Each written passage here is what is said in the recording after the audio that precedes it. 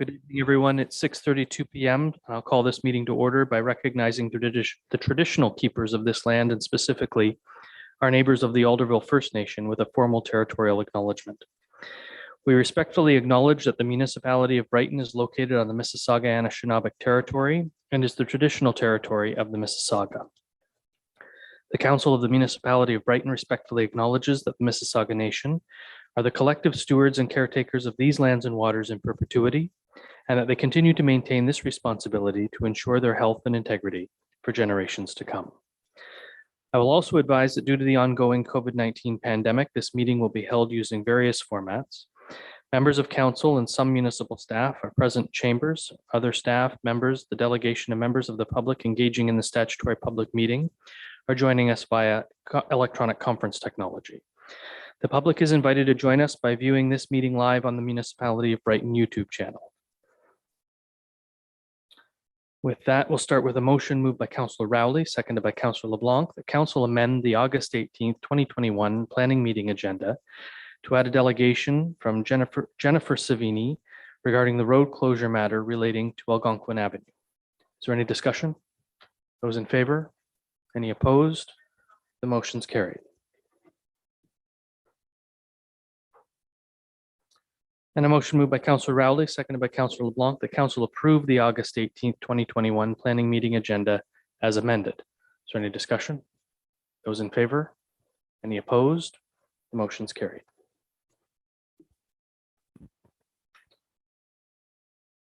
So with the addition to our agenda, Council will hear one delegation this evening. It is noted that language, content, and conduct must remain respectful at all times. Council will be provided with an opportunity to ask questions of clarification from the delegation representative based on the information that they have presented. Council is reminded that this is not an opportunity to engage in debate with the delegate nor advance a public policy position. Before we go there, though, I think there was at least one announcement. We don't have announcements on the agenda, but this is an important one. Councillor Bateman. Thank you, Mayor. I just wanted to update everybody on the vaccination clinic today held in Brighton. It was rushly put together, but it was well organized, and due to the success of it, it was overwhelming. We ran out of vaccines at least 2 hours early, and the big number that came out of it after the vaccinators did the tally, it was 75% first shot vaccination, which is encouraging them to come back. So the wheels are in motion, and I will let everybody know as soon as we can. They're looking at coming back as early as possibly this Monday. We've pre-booked the community center in case that happens, and they're going to try to secure at least 400 to 500 vaccines this time if they can, because they've seen that it can work. And the other number that was really good was, I would say, close to 100% were Brighton residents that attended this. So it was really good. So it's a win-win all the way around. Thank you, Councillor Bateman. Appreciate that. And I'll also ask members of council if you have any declarations of pecuniary interest, and if so, please state the general nature thereof. Councillor Tadman. Thank you. I'd like to declare the 5.3 of the STAs, because I do have a pecuniary interest there, and also 6.1. I'd like to declare there because of my proximity to the development that's being proposed. Thank you, Councillor Tadman. Anyone else? So that takes us to our delegation. Ms. Savini, are you with us?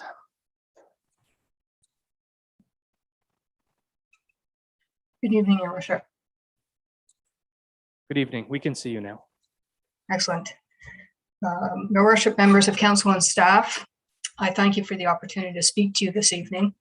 I am here on item 6.4, the closure of the road allowance, and I will be brief this evening. If you may recall, I represent the owners of the 10 properties on the east side of Algonquin Avenue. When this matter was last before council was considering retaining the lands in question as green space. Following this meeting, I did have the opportunity to consult with our clients, and they were generally supportive of this proposal. And I did send comments to staff dated July 28th, and I understand that is copied in the staff report. So I'd like to keep in mind this evening the overarching goal of my clients, which is to retain these lands in its natural state to the extent possible. So As set out in July 28th letter, the clients are supportive of the proposal of the lands retained in municipal ownership as natural green space. They did request that a trail not be included in this, in part because that would necessarily involve removal of some vegetation and impact the wildlife corridor, but there were also some privacy concerns raised. And it was requested that if that was the way council wished to go, that our application fee on the road closure application be returned. Now, we never said we did not wish to pursue that option, but having the lands retained in municipal ownership is still our client's preferred option. However, if council decides not to go that route, I want to be clear that our application to close the road allowance is still something our clients wish to pursue. Again, the objective is the retention of these lands as natural environment.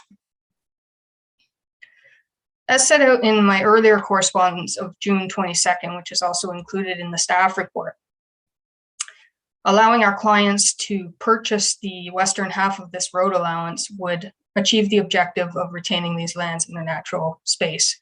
It preserves the green space, it acts as a buffer to the proposed subdivision, addresses the concerns about the wildlife corridor. These are all the objectives of our clients. I do note that our application to close the road allowance was not included in the staff report, and the option of our clients purchasing these lands is also not listed as an option. So I do want to clarify that this is something our clients do still wish to pursue if council decides not to maintain these lands in municipal ownership. I would note that our client's application to close the road allowance involves block 19 and the lands that form part of the road allowance adjacent to that. So that doesn't impact the landlocked parcel to the south. That can be addressed through other mechanisms. I'd also like to comment in response to some of the staff concerns about environmental impact study, drainage concerns, those types of items that might be applicable to the subdivision to the east. Again, our client's intention in this is to retain these lands as natural environment. And accordingly, it's my submission that an environmental impact study, a drainage plan, those are not necessary in this case. The lands would remain as is, and there are many tools available to the municipality to ensure that's the case. As a couple of examples, a restrictive covenant could be registered on title that prevents removal of the green space. You could have zoning implemented that restricts the use on those lands. Or as an idea, you could have an area-specific tree bylaw that prevents cutting of trees. So there are mechanisms to ensure that the lands are not developed. And as such, there's no need for these studies. And I would note that our clients are not seeking to develop these lands, they're seeking to preserve them. So again, we're supportive of the municipality retaining these lands as green space. Failing that, we still wish to pursue the application to purchase the western half of the road allowance in block 19 as an add-on to the backyards of the 10 properties to remain in their natural state. So subject to any questions, that is my delegation. And again, I thank you. Thank you, Ms. Savini. I'll open the floor to members of council for questions of clarification. Councillor LeBlanc. Thank you, Chair. As we're going to be looking at short-term accommodations, and we've passed bylaws allowing secondary dwellings for rentals, are any of the homeowners have talked to you about doing this on if they get the half of the road? Moving on. I haven't been involved in any discussions regarding the short-term accommodation bylaw. I don't know that that would impact the application. Again, that the purpose that has been expressed to me by everyone is just to maintain the space as green space, not to allow additional room for development. It's to keep the lands as is. Could this be one of the reasons why staff is looking for environmental impact study and a draining study if a dwelling was built? My understanding from my discussions with Mr. Walsh is that he felt that it would be unfair to the developer if our clients weren't asked to undergo the same studies. My response to that would be that it's a different scenario. We're not looking to develop the lands, we're looking to retain it. So in my submission, given that we're proposing to keep the lands in their state, those studies wouldn't be necessary. We're not removing any green space, we're not changing any drainage pattern, it can stay as is. Any other questions from members of council? Thank you, Ms. Savini. We appreciate your comments and your information this evening. With that, I have a motion moved by Councillor Anderson, seconded by Councillor Bateman, that council receive the delegation from Jennifer Savini regarding surplus lands on Algonquin Street. Any further discussion from members of council? Those in favor? Any opposed? Motion is carried. Thank you again, Jennifer. That takes us into our statutory public meeting this evening, and I am going to read a statement before we read the motion to go into the statutory public meeting. If a person or public body does not make oral submissions at a public meeting or make written submissions to the municipality of Brighton in respect of the proposed plan of subdivision, zoning bylaw amendment, or consent before the approval authority gives or refuses to give approval to it, the person or public body is not entitled to appeal the decision of the municipality of Brighton to the local planning appeal tribunal. If a person or public body does not make oral submissions at a public meeting or make written submissions to the municipality of Brighton in respect of the proposed plan of subdivision, zoning bylaw amendment, or consent before the approval authority gives or refuses to give approval of it, the person or public body may not be added as a party to the hearing of an appeal before the local planning appeal tribunal unless, in the opinion of the tribunal, there are reasonable grounds to do so. If you wish to be notified of the decision of the municipality of Brighton in respect of the proposed plan of subdivision, zoning bylaw amendment, or consent, you must make a written request to the municipal clerk. With that, I have a motion moved by Councillor Rowley, seconded by Councillor LeBlanc, that council move into the statutory public meeting August 18th, 2021 at 6:43 p.m. Is there any discussion? Those in favor? Any opposed? The motion's carried.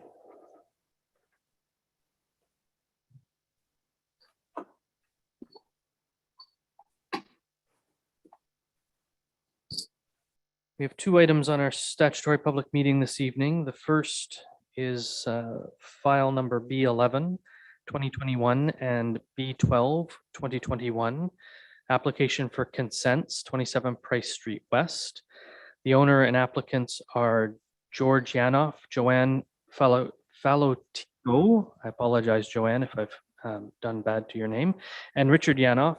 The location is 27 Price Street West. And Mr. Barry, by what method and on what date was notice of this consent application given? Notice of the consent applications were sent by first class mail on August 3rd, 2021 to all property owners within 60 meters of the subject property. Notice was also circulated to all agencies as required under the Planning Act. In addition, a signed notice was also posted on the property.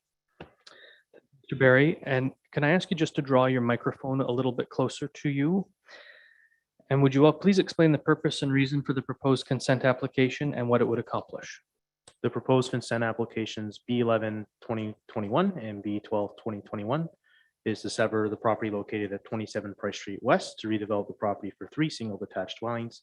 Consent application B11/2021 will create a separate lot area of 473 meters squared with a frontage of 20.08 meters on Price Street and a frontage of 29.5 meters on Lambton Street.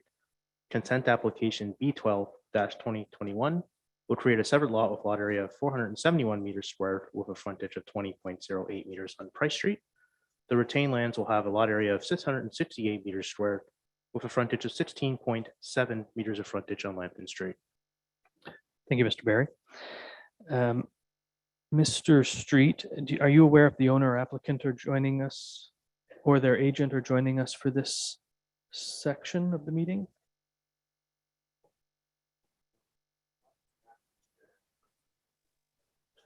Good evening. It's Hugh Stewart. Okay, Hugh, just give me a sec. Allow me to ask the question so it's out there.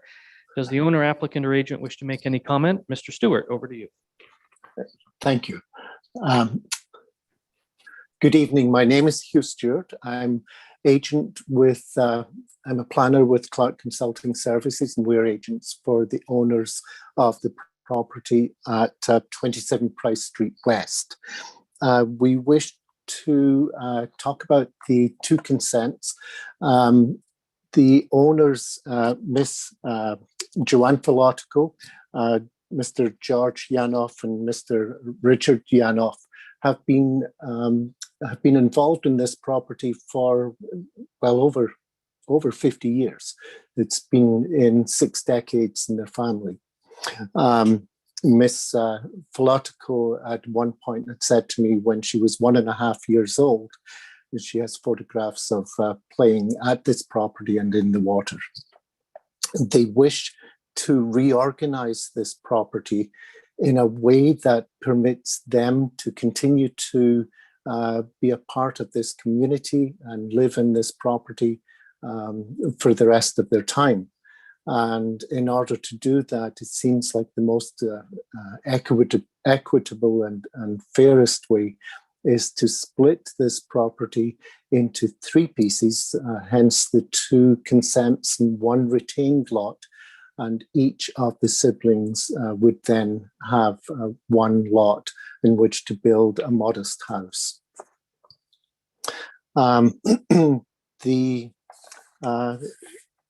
When we started this process, we were asked to do a number of studies, and one of the large ones is the question of servicing. And now, this evening, watching this, we do have 2 of the owners, Miss Falotico and Mr. Yanoff, and we also have an engineer from Dual Engineering. They had prepared the servicing brief for this. The servicing brief, in order to service the 3 lots, we would be looking at a 19mm pipe running down Lambton Street to service the southern lot. Now, I understand there is already a pipe there. And so the servicing is certainly feasible to do this. We were brought to understand a short time ago that the servicing on Lambton Street may need some upgrading for the street and for the rest of the neighbourhood. And we do have a concern, Mr. Mayor, on condition 6 for each of the 2 consents that says that the applicant apply for water and sanitary sewer connections and install same at their expense for individual services for each of the proposed severed lots created and the retained lot. And through the servicing brief, we understood the costs of this, and the owners have no concern with that and bearing the costs of connecting for the severances. However, what we have since learned is that there is a possibility that in order to clean up in a way clean up Lambton Street, there may be a need for a 150mm PVC main from Price Street along Lambton to a hydrant. And the costs of doing that are probably well beyond the capabilities of the owners of the property, who just wish to reorganize and make an improvement to their property. And we would ask that perhaps condition 6 be specified as to what it is and probably the costs involved. And with that, we respectfully place it back to members of council and staff for consideration. We thank you for your consideration, Mr. Mayor. Thank you, Mr. Stewart. Are there persons present who have questions or comments regarding the proposed consent applications? I understand that there, where did I put that piece of paper? There is someone coming for JoAnne. No, JoAnne's the applicant. And the other 2 are also agents. So, Mr. Street, are you aware of anyone joining us other than that? I guess I should ask, since you're joining us, if the applicant wishes to make any further comments beyond what Mr. Stewart has made, and or the engineer, Mr. Glidden from Dual Engineering, if you wish to make any comments. No comments from me. Thank you. So I'm going to move on. Are there any questions or comments regarding the proposed consent application for members of council? Councillor Tadman. Thank you, Mayor. I'm very familiar with this property, and I don't think you would be surprised in the fact that it's these people are not far from being close neighbors. And I've known this family, not necessarily these people, but the original people that I knew were the Cordners, and they must be some relation because it sounds like they're all part of the same family. My question here is about the sewer connections. I always understood that when a sewer or water runs by your street, you pay whether you're connected or not. Is that correct? Yes, that's correct. The applicant would be responsible for bringing in a private main from the street connection. So further to that, then anything that runs on the municipalities is the municipality's responsibility. So they would, the applicants here wouldn't be responsible if there need to be an upgrade. Not necessarily. So I understand from the recommendation of engineering staff that they're looking to upgrade the servicing underneath Lambton Street. And sometimes we do ask developers to upgrade the infrastructure to service the development. The principle being that growth pays for itself, essentially. So do we consider this a development when it's 3 houses in one family? Is that a development when they were already existing there? Yes, I mean, it is technically a development. Currently, it's on, from what I understand, it's on private services. So as part of the redevelopment, they're requesting to connect to public services. And under the Planning Act, we can ask for infrastructure upgrades. Mr. Mayor? I will come back to you, Ms. How do I say your name? Is it Falotico? Falotico. Falotico. I will come Yes. back to you after council has an opportunity to ask their questions. Okay, I just wanted to indicate that we are on town services. We are not private services. Yeah, I would have thought so. Right, thank you. We are connected to the Brighton water and sewer system currently. Thank you. And you'll be given an opportunity to chime in at the end of this as well again. Councillor Rowley. I think my question was almost the same as Councillor Tadman. I was just basically looking for clarification on item 6 that Mr. Stewart spoke about. So I'll just wait to hear more explanation from Mr. Barry. Thank you. Councillor Anderson. Well, thank you, Mayor. Just two questions, maybe. I'm concerned about the flooding in the area, and I did read in the report here about no basement. Basements aren't recommended in this. I'll call it a development because you have, and as well as maybe a little more clarity on the flooding. Is there a flooding concern, and if there is, how much of a concern would we have as a municipality? And should the people that are building on this property have? So I'd like to make sure I'm clear on that. Not that we want to see any flooding, but I've been up through there during the flooding times. It gets pretty close to that area. Mr. Barry? Yes, through you, Mr. Chair. So Lower Trent Conservation Authority has reviewed this application in detail, and they have confirmed that the proposed buildings are outside of the wave uprush and the regulated floodplain. Lower Trent has also noted that this development is actually an improvement over the existing development in terms of its location with the floodplain. And would these properties be having basements? Do we know that yet at this point, or? Well, I can leave that to the applicant and the agent if they have any plans for a basement, but as part of the zoning, they do have to be, building openings have to be above a certain meters above sea level, so it's the floodplain elevation. So if basements were proposed hypothetically, they would have to be above that floodplain elevation. So there would be no concern with respect to flooding. Okay, that's what I needed to know. Thank you. Councillor Tadman. Thank you. All this report, Councillor Anderson, is all explained in here about the floodplain and everything, and how Lower Trent has has spoken to that, but further to the development charges, which would be a concern to anyone. Do you have some kind of amount of money that they may be expected to pay? Because well, it's running on 2 streets.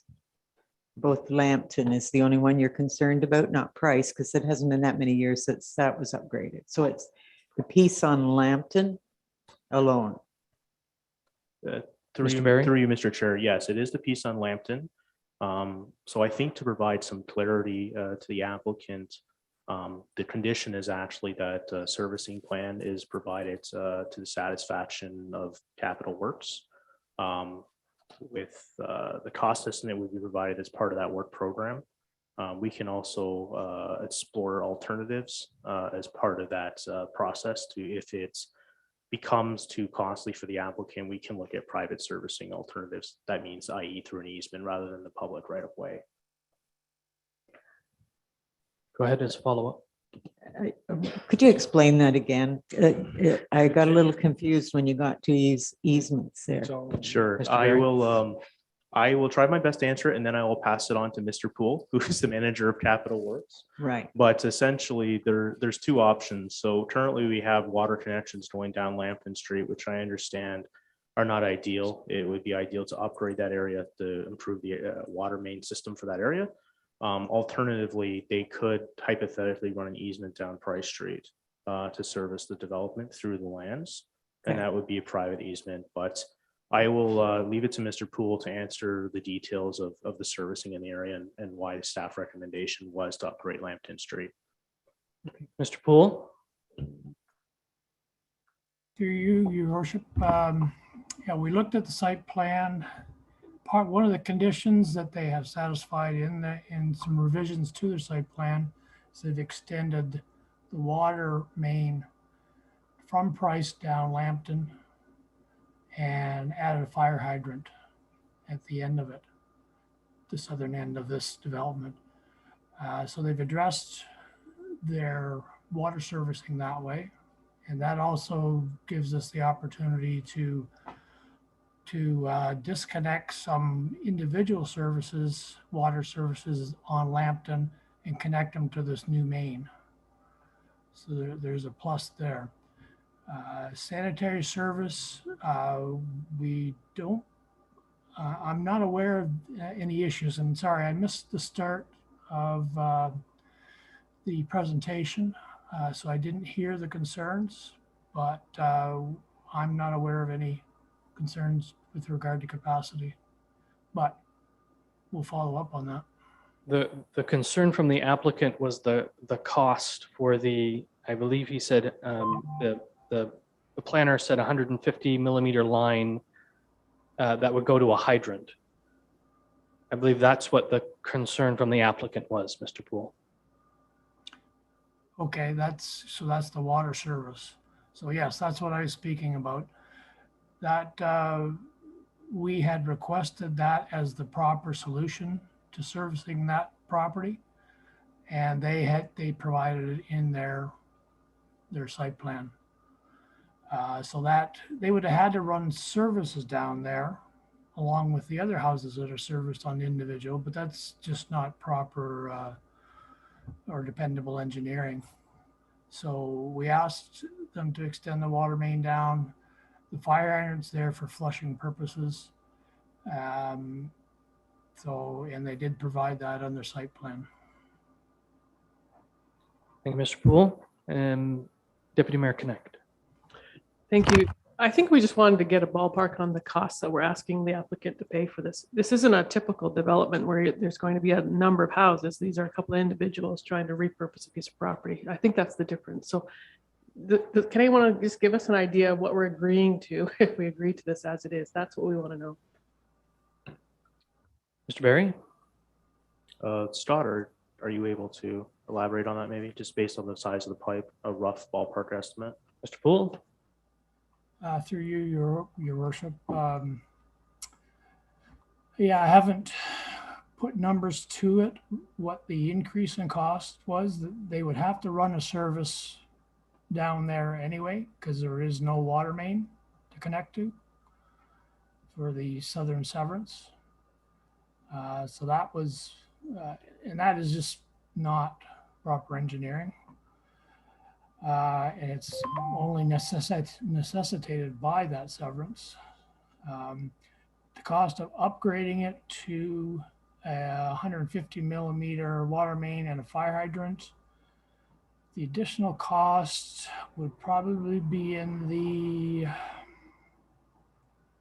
sub 10,000, more like probably 6,500 for the upgrade. Thank you for that information. Is there any other questions from members of council? Councillor Bateman. I'm just curious, they're already on water and sewer, and this is to upgrade. Is there any past history where we've charged for upgrade? Because it needs to be upgraded. There's already an existing place there. They're just going to be building something better. Have we charged in the past for upgrading for an existing service place? No, I don't believe we have, but in this case, I think there's a structure that would be added to a retained lot, but maybe I'm missing something there, Mr. Barry. Yeah, I understand there's 3 existing cottages on the property. But I think the scale of the development is significantly larger than what's there. Although they may be modest homes, they are significantly newer compared to what's existing. So typically would ask for modern infrastructure to service it. Because the existing structures would be replaced by something different. That's the intent here. That's the intent. Yeah, it's redevelopment under the Planning Act. Thank you. Councillor Rowley. Thank you. But you did also mention, Mr. Barry, that there's an alternative as far as putting an easement across private property. Would that in some way kind of, would there be a risk doing that instead of having to add a new connection to Lambton? Would that, yeah, I would like to know what the risk to that is, please. Through you, Mr. Chair, I've conferred with Mr. Walsh. Staff feel that it would be appropriate to keep the condition general for at this time, that they enter into an agreement with the municipality, and we look at the different costs involved with each respective option. It may be possible to run an easement depending on existing infrastructure conditions. But as Scott has alluded to, they're going to have to run something down Lambton Street regardless to service that third home. So the cost differential may be nominal. So what we'd like to request is that we can take a look at that as part of the condition, a servicing options report. And we can certainly bring that back to council for consideration. Thank you. Councillor Tadman. I'm having a very difficult time wondering why. And I think I know the 3 houses that are there now. And there's been other new houses put on Lambton Street without being charged, and the water line ran there. And now these people are going to be charged. I don't see why this is warranted. And if Lambton Street needs to be upgraded, it probably wasn't in the plan for an awful long time. So all of a sudden we got three different people building 3 homes on lots that had 3 homes on it. And we're going to make those people pay for something that probably wasn't going to be fixed for a long time. So I have a really hard time with this, and I don't know whether we should defer this, because these people certainly would like to get on with it, but we've got something here. We don't know what we're agreeing to as far as price goes, and that I find it very difficult, because we heard it might be 10,000, but it might be 20. I don't know what we're agreeing to. Well, and what we're agreeing to, if we go down this road, is really we're talking about Article 6, that the applicant apply for water and sanitary sewer connections and install same at their expense for individual services of each of the proposed lots, which I don't think, do each of the existing or proposed lots have services? Yes. Through the mayor, to answer that question, I think along Price Street, yes, along Lambton, no. And we have one of the lots fronting onto Lambton. Right. And so Mr. Pools indicated that we're going to have to upgrade some services down Lambton. And so someone has to pay that, of course. And as Mr. Barry, Manager Poole suggested, that maybe we keep things more general, look at all the options. Some of the options might be whether or not there is a future plan to see an upgrading and a connection further south to the nearest connection. If there's looping opportunities, if there is a public benefit involved, then maybe we can consider that and factor that into the costs. But I'm speaking a little general here, and I think Mr. Poole is probably the best person to speak to the specifics. But I think Mr. Barry's recommendations are sound. And I don't think it's unreasonable to ask the applicant to apply for services. We're not tying their hands in terms of what services at this stage. And that's a negotiation they can have with staff. And if the applicant feels that they're being unduly put upon by staff, they can make application through council for relief if that's the case. I concur with you. I don't want to hold them up. I understand that we're concerned that we're adding additional dollars and cents to a project, but they will have to connect those new lots to, I guess, new lots, or the retained and a new lot, or one, whatever it is. And so then they're going to need to make that application anyway. So let's let them do that through staff and see if staff can come up with a reasonable compromise for this group. Councillor Rowley. That would be my question then, is would the wording have to change for that then, or would that be just something that staff would understand and kind of work with the applicants on that? So like I said, if it becomes an expense, it's tough for them, right? I only offer my opinion here, and that is we shouldn't change the wording because we don't know what's underneath the ground, what's underneath the road.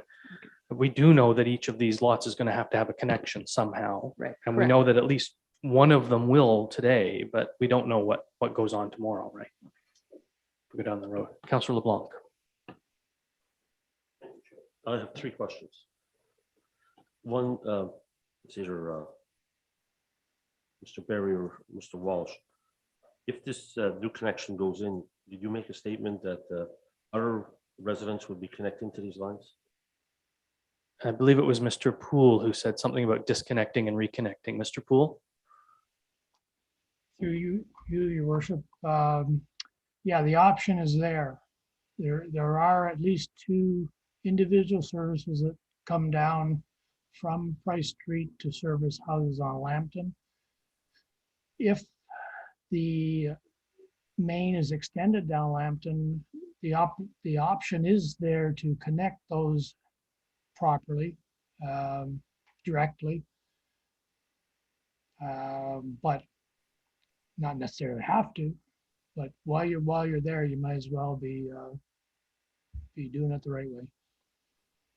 And yes, the extending the water main down Lambton has a communal benefit, i.e. servicing other properties. So it may not be unreasonable to share in some of that cost, but that's for council's deliberation. Thank you, Mr. Poole. The second question is then when these other persons connect to our services, do they pay a connection servicing fee?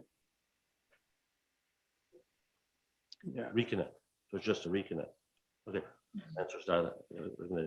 Mr. Poole? They are connected now. They have an approved connection, so I would think it would be on our behest that to pay for any reconnection or disconnection or reconnection for any of the existing ones. But that cost should not be borne and would not be borne by the applicants this evening. That would be an additional, a cost additional to. But it's a benefit to our residents. Yeah, exactly right. And your third question, Councillor LeBlanc? No, that's my question. That was only one. That sounded like two. This is the second one. The second one has to do with the parking and the driveways. I haven't found it on a map. Are they going to be on Lambton and Price, or both coming on Price? And I looked there today from the road allowance. You go right to the road. What is the width of the road here? Is it 40 feet or 66 feet? Where they have the 4.5 meters. So there's another two questions rolled into one, Mr. Barry. Yes, through you, Mr. Chair. Thank you for the questions, Councillor. So the first two lots will be fronting on Price, and then the third retained lot will be fronting on Lambton Street. There's an attachment in the staff report as well that shows the entrance locations. With respect to the road allowance, I will leave it to either Scott or Preston that they happen to know that. I'm not sure, but we are requesting a road widening and a daylight triangle as a condition of consent. You'll see that in the conditions. So staff had requested a daylight triangle at Price and Lambton for sightline improvement. And I believe it's 10 meters from the center line, if I'm not mistaken. It's in the conditions there. The third question. And this would be number 5. Oh, sorry. Yeah, carry on. With your chair, to Councillor Ron Anderson's questions on the floodplain. In the middle of your house, you have a line that says flood hazardous line, which is the blue dotted line. Is that a new line? Is that from the study that was done by the Lower Trent that would change the floodplain from the existing to the new one? And I've never seen flooding here. So I don't, this is the question I have. I've been here, I've never seen flooding here with all the flood, but I see this hazardous flood line going through the corner of that property. And then the one on Lambton, it goes through 2/3 of the property. So That's why. is this a theoretical line? Because I've never seen flooding here. Yeah, so my understanding is that's actually based on the Lake Ontario Shoreline Management Plan prepared by Lower Trent Conservation. It's actually a wave uprush from what I understand, not necessarily a flood line. So Lower Trent reviewed that and noted that the proposed dwelling's location is actually an improvement over the existing dwelling, and they have no concerns related to flooding, as it's just it's a wave uprush. So we wouldn't have a liability of this flooding, saying we've approved the home in a floodplain that has come into class. This would not cause a liability for the municipality. I won't comment on legal matters, but I understand that regulatory floodplain is a responsibility of the Conservation Authorities Act. Thank you very much. And they've cleared this to move forward. So we're good. Yeah. And anecdotally speaking, well, not anecdotally, I can tell you from eyeballing the flooding from 17 and 19 that it came close. It came close a bit across Lambton, but it didn't. It wouldn't have touched these properties, and that was high water. That was significantly high water. Now, did you have a 6th question? Are you sure? Well, because you were doing 2 for 1 each time, so I thought maybe. Councillor Tadman. Mayor, just if I may just do a follow-up, just to one of the questions that Councillor LeBlanc had regarding the cost of connections. I'm not sure exactly, we have several structures there. There may be more than one connection, but the development charges does give credit if you were replacing buildings and not having new connections. So you might be replacing the connections, but it's not considered a new service. Therefore, the development charge wouldn't be applied. If there's additional laterals connected, then there would be the related DC charge. Just a point of clarification there. Thank you for that. Councillor Tadman. I know the people that live on that street and directly across the road. I was talking to the lady the other day. She's very happy that this is the older places are going to be new places and improve the corner there. I still don't understand why Mrs. Maxwell, who lives across the street now, would have to have a new connection when everything's working fine.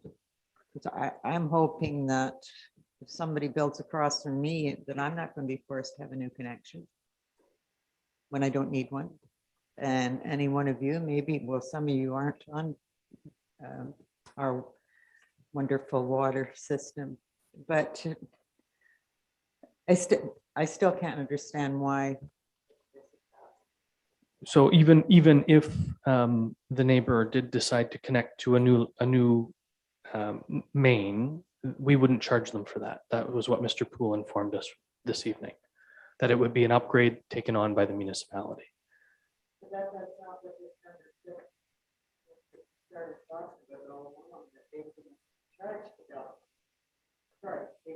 Charge development charges, and it could, he mentioned $10,000 to this one person that's on building on Lambton. So now I'm totally confused. Well, that would be a new connection off of Lambton to the retained portion of the lot with the new building on it. Not to the neighbors across the street who are already connected. They would simply be upgraded based on. And there's the others upgrade along provided. there too. Right. There's others. Yeah, I think Mr. Poole said there were 2, but there may be more, who knows? Yes, if I can clarify. Please do. I think the intent is if there's any upgrades needed, so if there's any new water connections needed, then any private connections would be at the expense of the applicant. In terms of whether they're paying for a water main or whether it's coming for a price street, we can work out those details as part of the consent application conditions. But the condition would not change as it's at the end of the day, they're still going to have to pay for any new private water main connections, regardless of what's done with the connection on Lambton Street in terms of the public water main. I hope that clarifies things a bit. Thank you for that. Deputy Mayor? Thank you. I was just going to comment from personal experience. If you're not allowed to have a basement, the Lower Trent tells you if you're live. So it's not the municipality that tells you. It's part of your application to the Lower Trent. So Lower Trent would specify that already. It's not for us to have to decide here. Thank you for that. Councillor Anderson? Thank you. Thank you, Councillor LeBlanc, for having the same concerns about the flooding I did. Thank you. Any other questions or comments from members of council? Councillor Tadman? This, may I ask through you, Mayor, that at least there's only one applicant here that's going to have to be paying, is that correct? It's the lady that's going to build along Lambton. Can she address this, at least her concerns? I'll give an opportunity for the owner, Okay. applicant, or agent Thank you. when we're done here. Are there any other questions from members of council? And now I'll ask if the owner, applicant, or agent wish to make any final comments.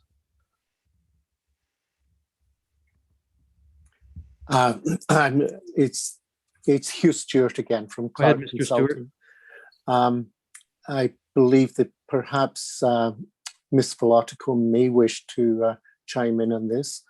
But I think, speaking for the owners, in condition 6, I don't think they would be opposed to a cost sharing agreement where any improvement along Lambton Street would result in a community improvement. And so the installation of a new 150 millimeter water main, the installation of a new hydrant to protect community, all of those things are community improvements. And I think the applicant would have no problem with a cost sharing agreement with the municipality. We would just have to know what that is. Thank you, Mr. Mayor.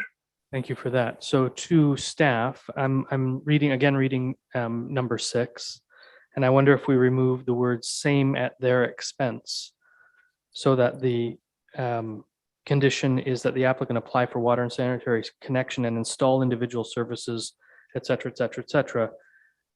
That takes the "at their expense" part out, knowing, however, that there would be some cost associated with that.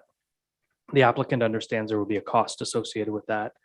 We understand there would be a cost associated with that, and it would be up to staff then to negotiate that cost with the applicant. I don't want to tie your hands, however, by going down that road. Mr. Barry? Yes, can you just give me a minute to confer with Mr. Absolutely. Walsh? Yeah, thank you.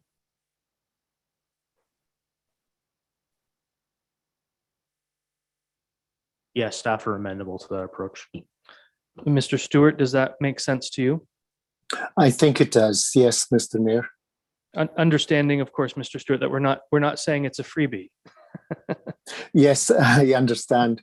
And our clients understand that there is a cost to this in connecting through. But they are on public services at this time. And so there would be reconnections and connection involved, but they are on public services. Thank you for that, Mr. Stewart. And Ms. Falotico or Mr. Glidden, do you have anything to add at this stage? No, I do not. Hi, I would just like to say that I would like to confirm what Hugh said, that we are amenable to cost sharing. You know, we want to be part of the community. We have been part of the community for over 50 years. We want to make sure that our neighbors are taken care of as well, but we just don't feel it appropriate that we bear the total cost burden for the infrastructure. So we would be amenable to the cost sharing, and we're happy to hear that you're taking that into consideration. Thank you. Thank you. Mr. Barry, do you have any final comments? Yes, I was wondering if we could make a friendly amendment to condition 6, just noting in brackets, including any cost sharing agreement potential. So we would add the words, give those to me again. Sure. Would you mind just reading the condition in its full to me? Sure. So I have already scratched out same at their expense, just so you know. Yes. So number 6 would read on the motion that the applicant apply for water and sanitary sewer connections and install individual services for each of the proposed severed lots created through B11 2021 and B12 2021 and the retained lot. Through a development agreement entered into with municipality. And that can include potentially cost sharing provisions. So then all parties agree to it.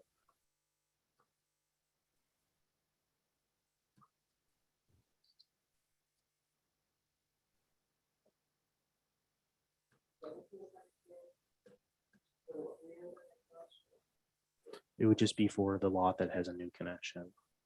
So any reconnections won't be charged.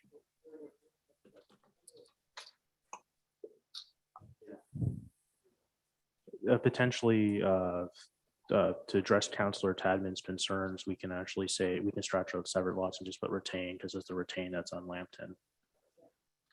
So created through the retained lot. Yeah, it's the retained lot created through B 12-2021.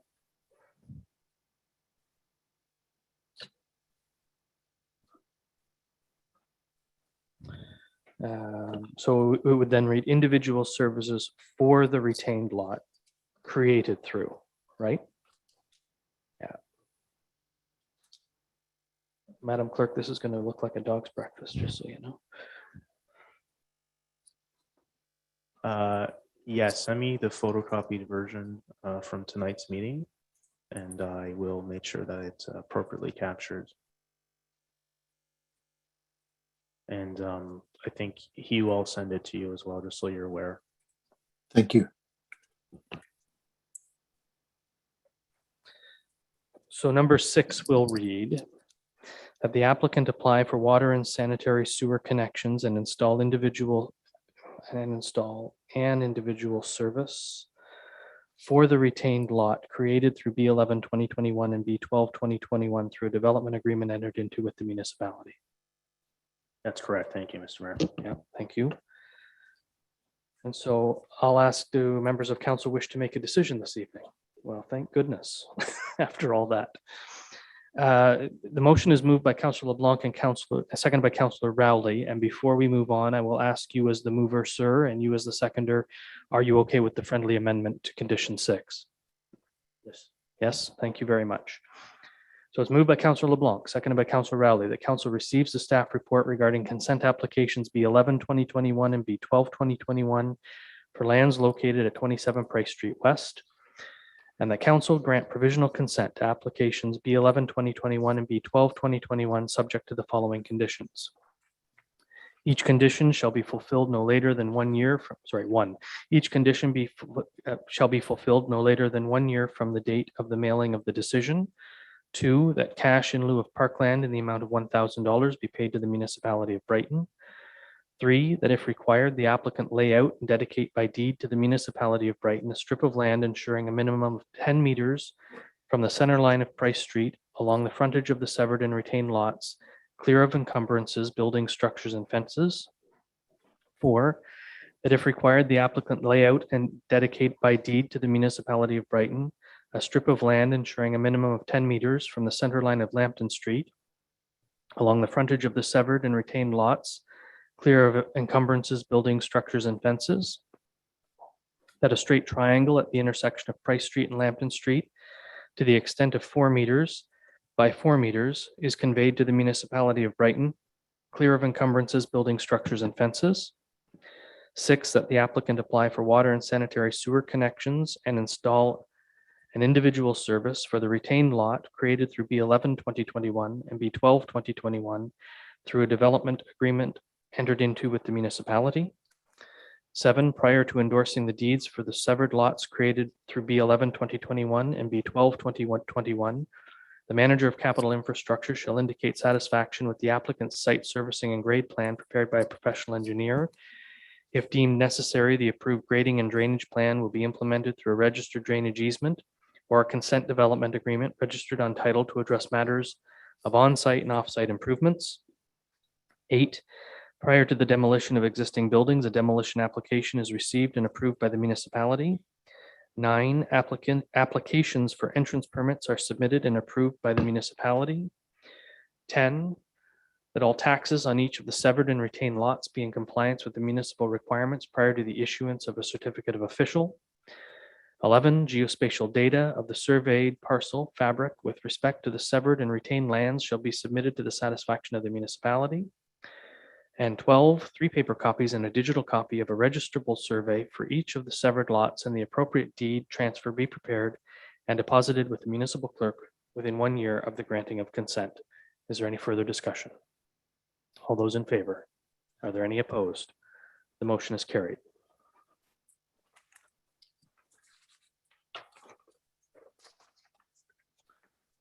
Well, thank you everyone for getting us there. That takes us to the second item in our statutory public meeting.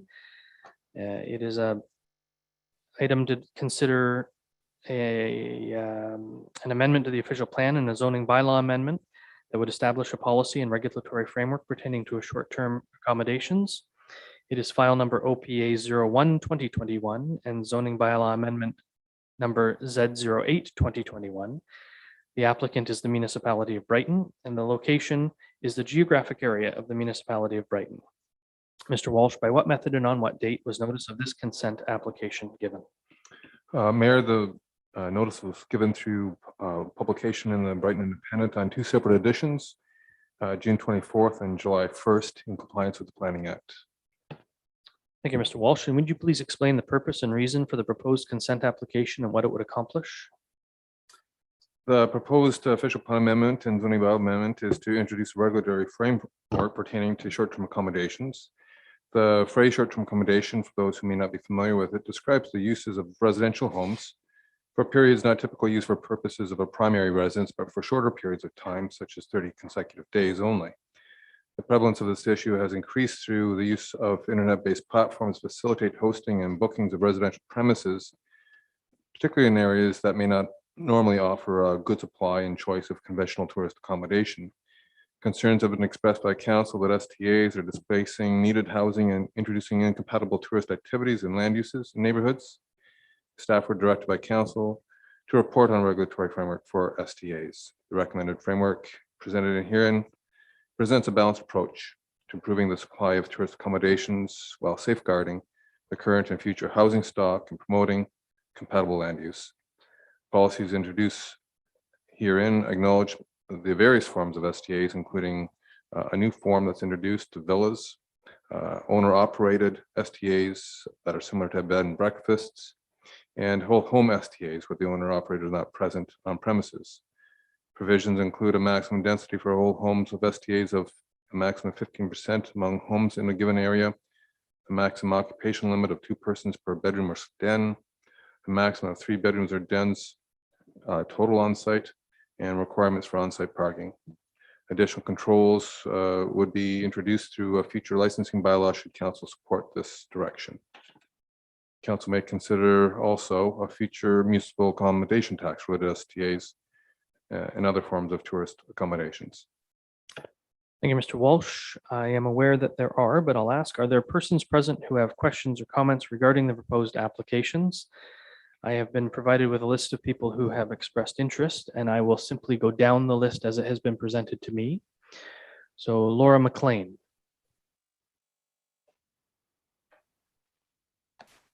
Yes, I'm just, I'm going to listen for now and then can I make Can I make any recommendations after? I'll come back to you, Laura, at the end, okay? Thank you. Thank you. Hannah Rathod.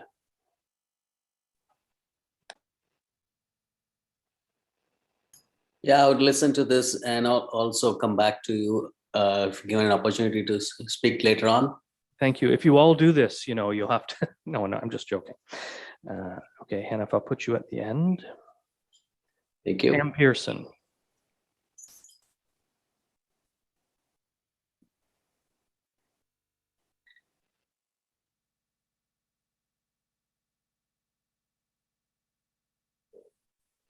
Ms. Pearson?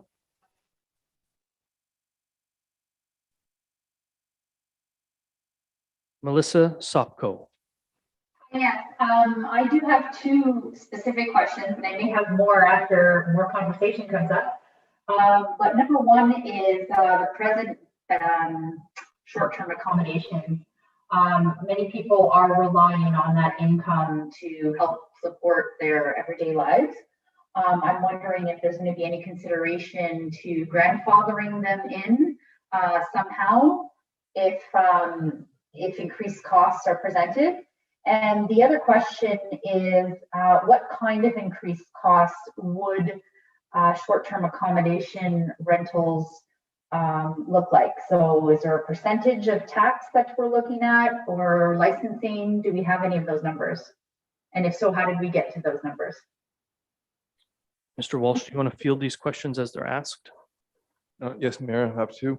So two questions there. Any grandfathering? So yes, the grandfathering question is a question of zoning under section 34 sub 9 of the Planning Act.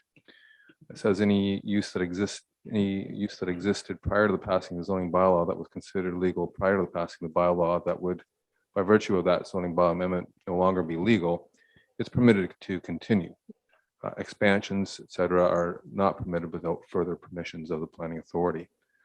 In this particular zoning bylaw amendment included in the package tonight, there is some grandfathering, but grandfathering only up to the extent that there is a sense that the house is used for what would be in character to a residential area. So the maximum permitted number of rentals within the home would be 2 persons per bedroom, as permitted under the Ontario Building Code Act.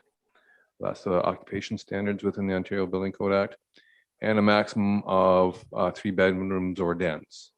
So that would be a maximum of 6 persons in a whole home short-term accommodation. That's any short-term accommodations that invited guests beyond that maximum would not be grandfathered.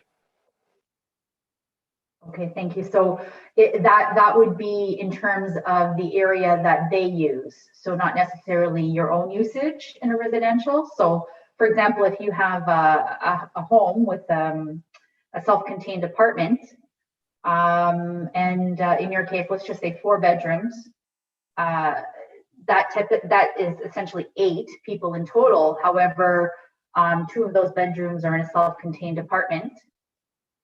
So would that be considered 4 because that's the actual accommodation unit? Mr. Walsh? Through the mayor. So good questions.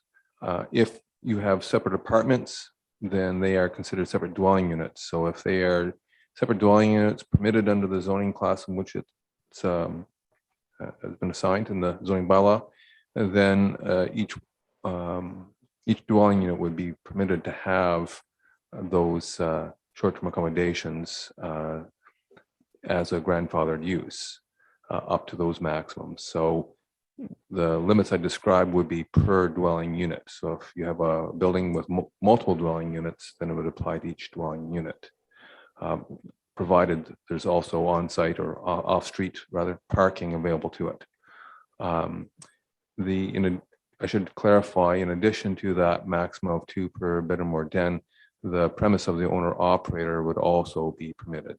So if you have a bed and breakfast, for example, then the owner operator occupancy would be permitted in addition to the maximum of 3 units. Thank you, Mr. Walsh. I did fail to ask one part of the question that was presented there originally. and that's about costs that might be associated with the regulatory framework. So there's two components. If council introduces something, then the recommendations involve bringing back a licensing bylaw. So there would be a cost associated with the license. Those costs have not been worked out in a business case. We'll probably do a business case at around 60 short-term accommodation units. That's our current estimate. And then we'll look at what resources are required to administer a licensing bylaw for that scale. Licensing would be cost recovery only. So it's not a surplus revenue program for the municipality, it would be cost recovery. The second component would be municipal accommodation tax under Section 27 of the Municipal Act, rather new provision where the municipality may pass such a bylaw to collect such taxes. It is a revenue-based tax, which is very precedent-setting, and the Municipal Act requires that municipality partner with a tourism promotion board and share 50% of that for that tourism board or organization as designated by the municipality to continue with the promotion of tourism. The other 50% is to go to, I think, general revenues of the municipality, but presumably towards infrastructure needed to support the tourism industry, particularly roads and sewer and water, capital in general. Thank you, Mr. Walsh. Have any further questions, Ms. Sopko? No, thank you very much. Thank you. Dennis McLeod.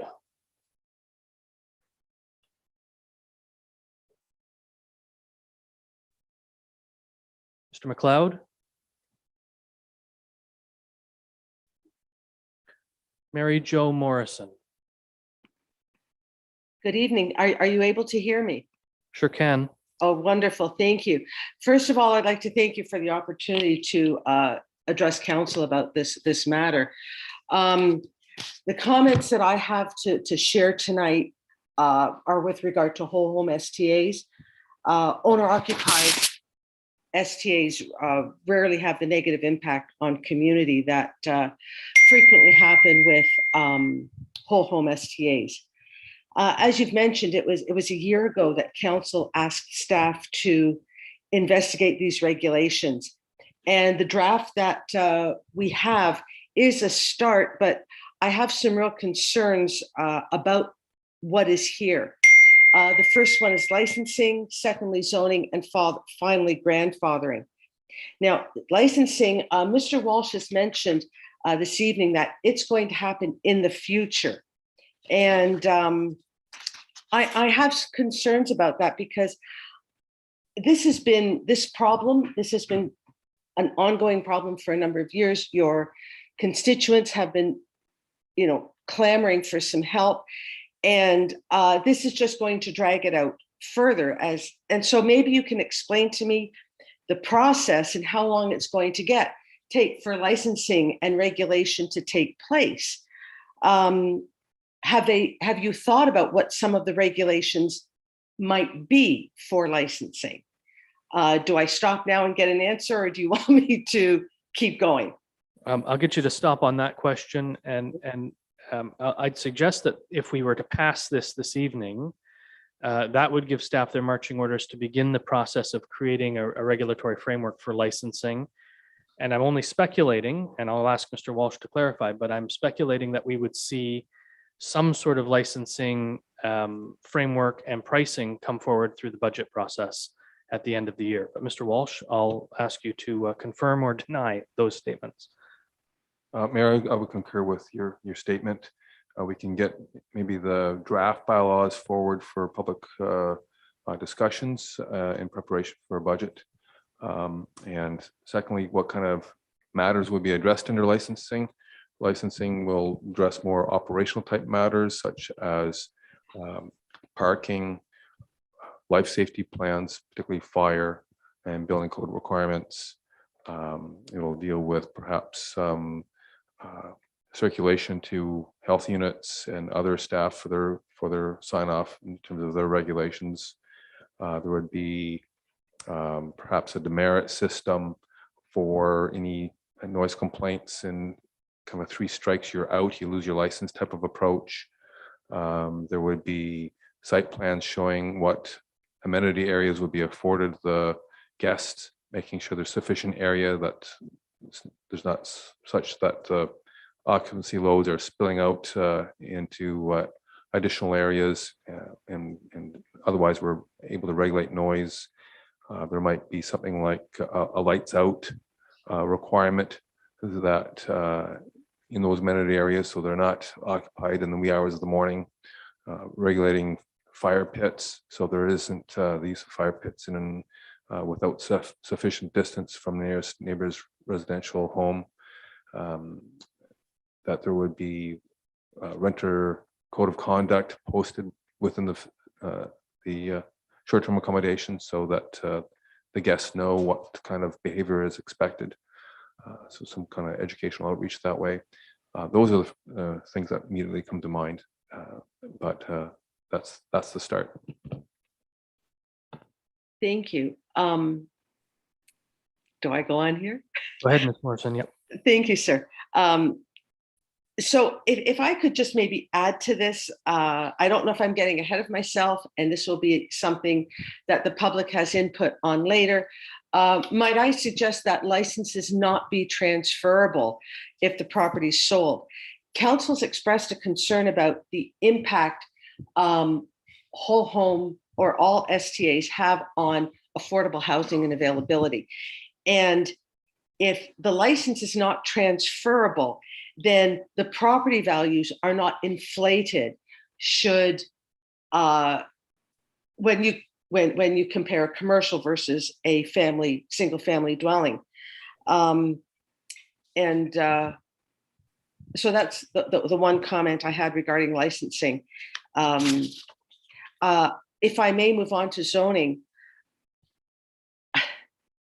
this is one area I struggle with, and I'm hoping that perhaps you can help me with this. I don't think there's any doubt that SCAs are a for-profit commercial venture. They're commercial operations. They make money. As one of the speakers has already addressed, some people depend on this money for living. That's a source of income, and I respect that. For others, it's an investment opportunity, and that too I respect. That's important to be able to invest in and grow your financial security. But here's my concern. When a business opens within a residentially zoned area, they are normally required to apply for an amendment to the zoning regulations. Neighbors are informed of this application and allowed input. This document, as I understand it, and please correct me if I'm wrong, but the document seems to have allowed the aforementioned process to be bypassed and allows existing, and I'm talking about existing whole homes, to continue operating in residential areas without following due process. And I don't understand why the rules wouldn't apply to the existing STAs. I believe Mr. Walsh already mentioned that the grandfathering is permitted under the Planning Act, but Mr. Walsh, I'll get you to clarify, please. Sure. I think the perception is that while people are making some good money off of renting homes for short-term accommodation purposes, as if it were a hotel, it's many municipalities have struggled with this, and ergo the term short-term accommodation, that is residential use, but for a very short period of time. So some of the earlier court cases, Pushlich against a particular landowner, they lost because it was deemed by the court to be a type of residential use, just happened to be for a short period of time. That while people are invited to come and stay there, it's not a commercial activity as if it were goods and services being consumed on site or taken off site. Now, there's been lots of tribunal and court decisions since, Town of Blue Mountains, City of Toronto, etc., where their zoning has been upheld and further restrictions and prohibitions have been upheld by those jurisdictions. Question becomes, is the use residential in nature? People are staying there. Are they enjoying it as if it were home, sleeping and eating? As opposed to inviting a whole lot of public coming in and going on a constant basis as if it were more of a commercial entity. So this bylaw is attempted to maintain rural, the residential character that a lot of the people using short-term accommodations want them for. They want to enjoy an area, they stay there for sleeping and eating, and then they go during the day, enjoy their travels, and then return there again for sleeping and eating.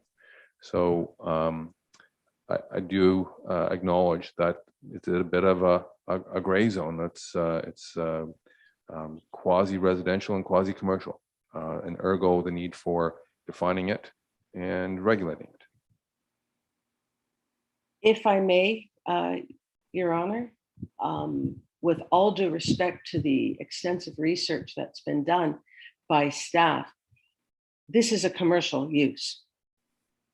It's a money-making venture. You license, you regulate commercial properties. We do not regulate residential homes.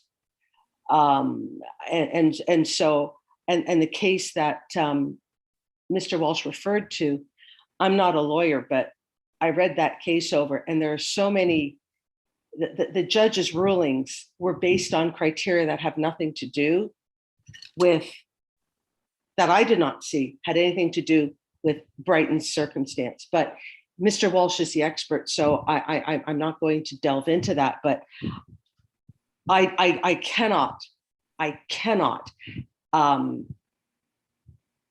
reconcile that a property that is making $70,000, $80,000 a year, and again, I'm emphasizing there's a whole home STAs, is it not a commercial use? Now, you talked about other operations.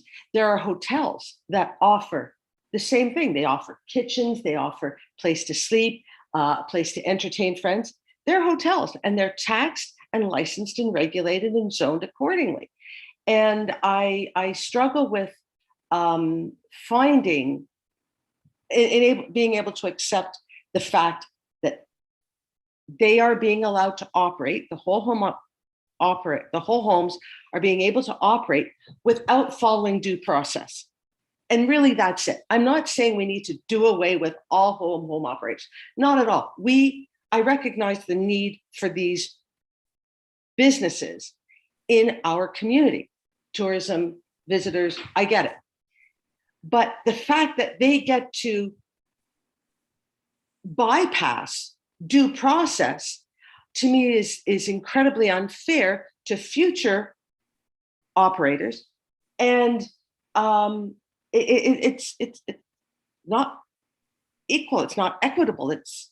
I would challenge that. I would say it's not really a legal thing. They have to follow due process. That's my point. Not that they shouldn't be allowed to be there, but they are being exempted from due process. And I don't know if anybody wants to respond to that or if you want me to move on, but I do struggle with that. I do not think it is a legitimate argument that's been presented to us this evening. So I guess I'll say we've heard your comment, and perhaps let's move on to your next comment or question. My last one is grandfathering, and this is big. This deemed conformity and compliance. To me, as I've read this, it would take so long. It's so wrong. It would take pages to itemize why this should not apply as broadly as it is in this document. This draft that has been presented is a result of years of complaints from harassed and harried constituents. But grandfathering, as I read this, it allows current whole homes to continue operating as they have in the past without having to conform to the remedies that this draft seeks to make. By grandfathering, in effect, I feel you're thumbing your noses at the concerns of the constituents, because these are the people who have brought the problem to you. And in effect, you're saying, okay, we've heard your problems. We've gone through all this effort to remedy the problems, but hey, the people who are already been doing it, they can keep going. So I am very frustrated by the extent of the grandfathering in this document. your regulations are seeking to make certain actions, I call them illegal. I know that this is a bylaw, but basically illegal. But you're going to let them keep doing it. I want to reiterate, I'm not saying they should all be shut down. Absolutely not. What I'm saying is that the laws need to apply to everyone equally. And there's no reason why existing operators shouldn't be required to abide by the same rules and regulations as future operators. There are many. So I'll leave that there. I don't know if you have comments or anything to say about this, but you can tell that I'm very frustrated and very discouraged and very concerned, because it's been a very difficult year and a half for me, living where I do, under the circumstances where I do. One of the great, yes, sorry. I just want to, if I may, through you, Mayor, the grandfathered STAs, if that were to happen, they would be subject to licensing. I don't want you to think that they would not be subject to licensing. They would be subject to licensing. And they're also subject to property standards bylaws. And other bylaws. And other bylaws, yes. There is a provision within the property standards bylaw that was introduced about a year ago or longer than a year ago to limit the scale of operations of an STA in parallel to what you find in the draft zoning bylaw amendment in the package tonight. So they would be subject to a number of other regulations, such as limits on in particular, the limit has 2 adults per bedroom up to a maximum of 3 bedrooms. I'm very glad you brought that up, sir. The occupancy rates that you've outlined are, I think, a good starting point, but there's a part of me that feels it's like a cookie cutter approach. When you have a very small lot with really small side yards, you have 6 people, okay, unlimited children, okay, and pets, okay. Now, the document that I have here states that for this number of people, you need a lot that's approximately, if I'm correct, 10 by 20 feet. This is bare minimum for that specified number. But what this document doesn't take into consideration are the visitors, the guests. Because inevitably, people here, they're on holidays, they're here to enjoy themselves, enjoy this spectacular place that we live. And I can see that. And they're good people that come. They are not bad, evil people, but they invite their friends. And I have seen occupancy double, up to triple on one occasion, triple. And it goes on endlessly.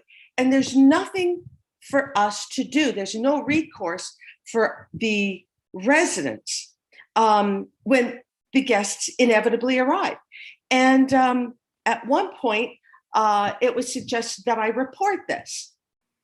How am I supposed to do this? What am I supposed to do? Sit there with my binoculars, which is not a good thing to do. How do I report this? And why is it my responsibility to enforce municipal bylaws? But leaving that, here's the question: who do I report to? Bylaw closes every night at 4 o'clock. They're gone Friday until Monday morning.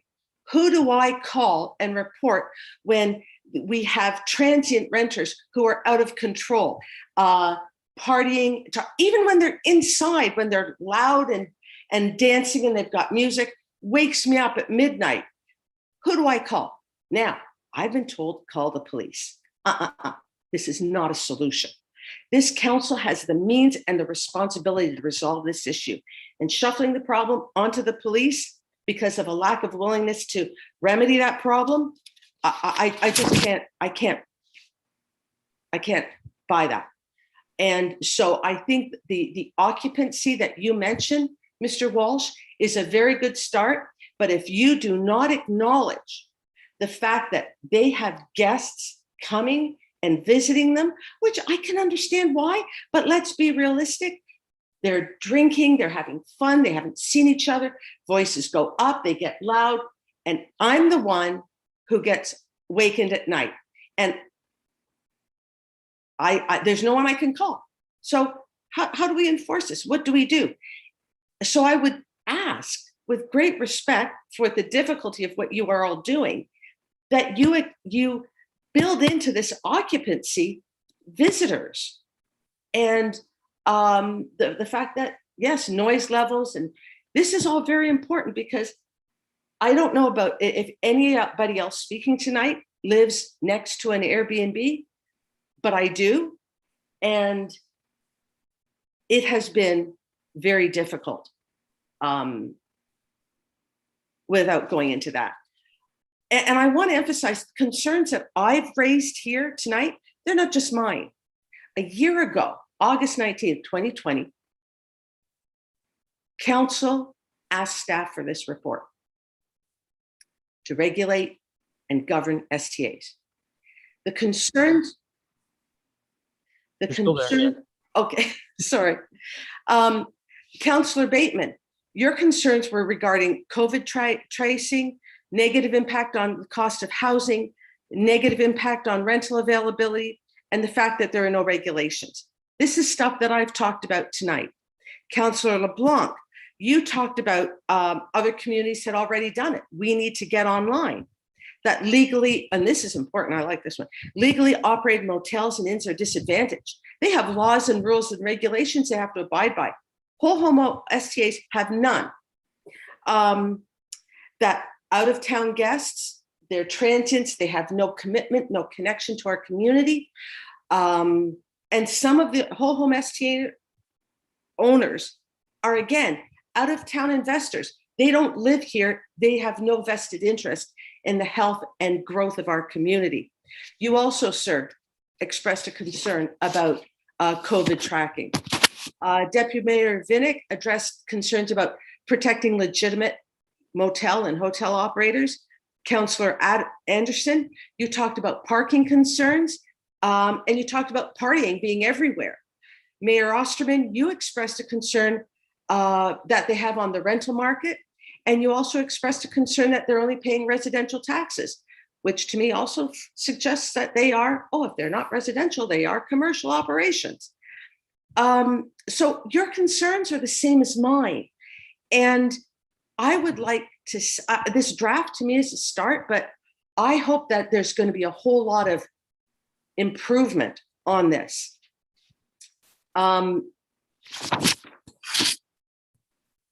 So I guess that wraps up my comments. I want to reiterate, this problem has existed for a long time. Your constituents have been begging for some sort of resolution, because to live the way we have been is truly untenable. So thank you for your time and the effort that I know that you've all put into the preparation of this document. But I would like to suggest that it's a starting point. We have to go a lot further before we have a document that finds that balance between the community and the STA operators and investors. We have to live together, absolutely, but this doesn't go far enough. Thank you. Thank you for your comments, Ms. Morrison. We appreciate them very much. The next person on my list is Sharon Graham.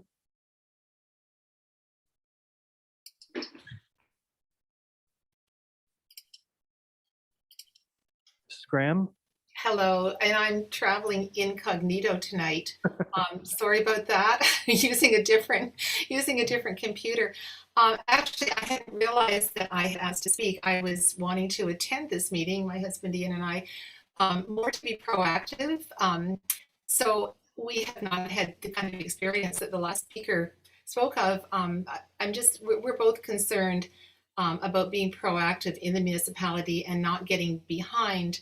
As they have, I especially am thinking about in Prince Edward County, which is my my stomping grounds, my hometown, and certainly they wished that they hadn't let the horse out of the barn before they got started there a few years ago, which I'm sure you're fairly all familiar with.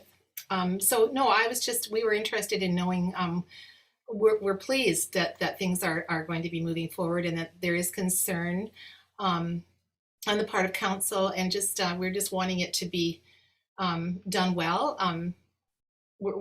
Our concern too is that a lot of housing, for example, in the town of Wellington now, people who have lived there for years are now having to drive to Trenton, live in Trenton and Belleville, and drive back to Wellington to work in the service area because there isn't affordable housing for them. So those are just the kinds of concerns that we have, and we're just kind of more gathering information to see where things are at.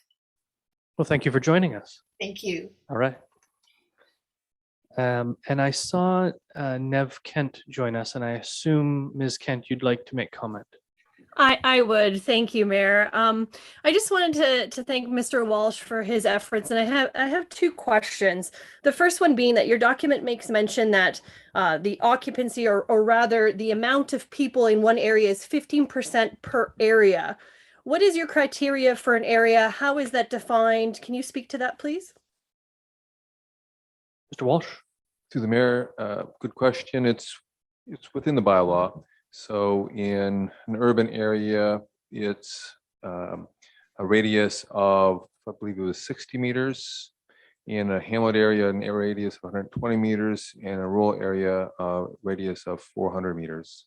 So we would do a radius buffer, as we call it, from the parcel. All the parcels that are captured with frontages of 50% or less would be included in a sample set. Within that sample set, we see how many homes there are and how many, if licensing is in place, how many licensed STAs there are. And before approving a new one, it would have to be under 15% in relation to the existing within that buffer.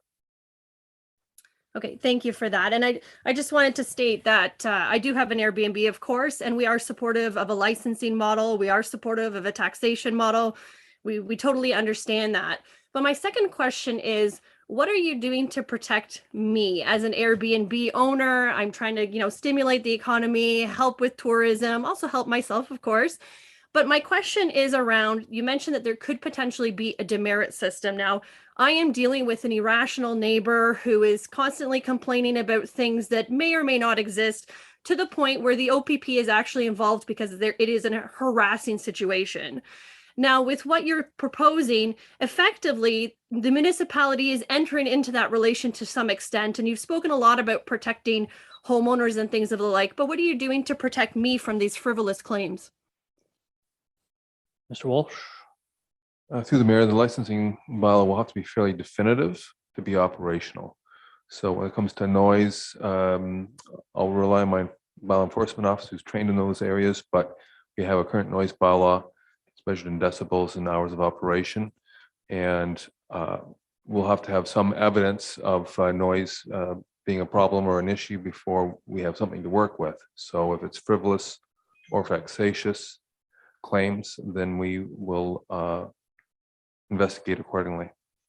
So any kind of complaint would be around whatever you've stipulated in the property bylaw, then it wouldn't be things like, hot tub water spilling over to their property as an example. That is actually something that we're contending with, but it will be with regards to things like noise, driveways and such. Is my understanding correct?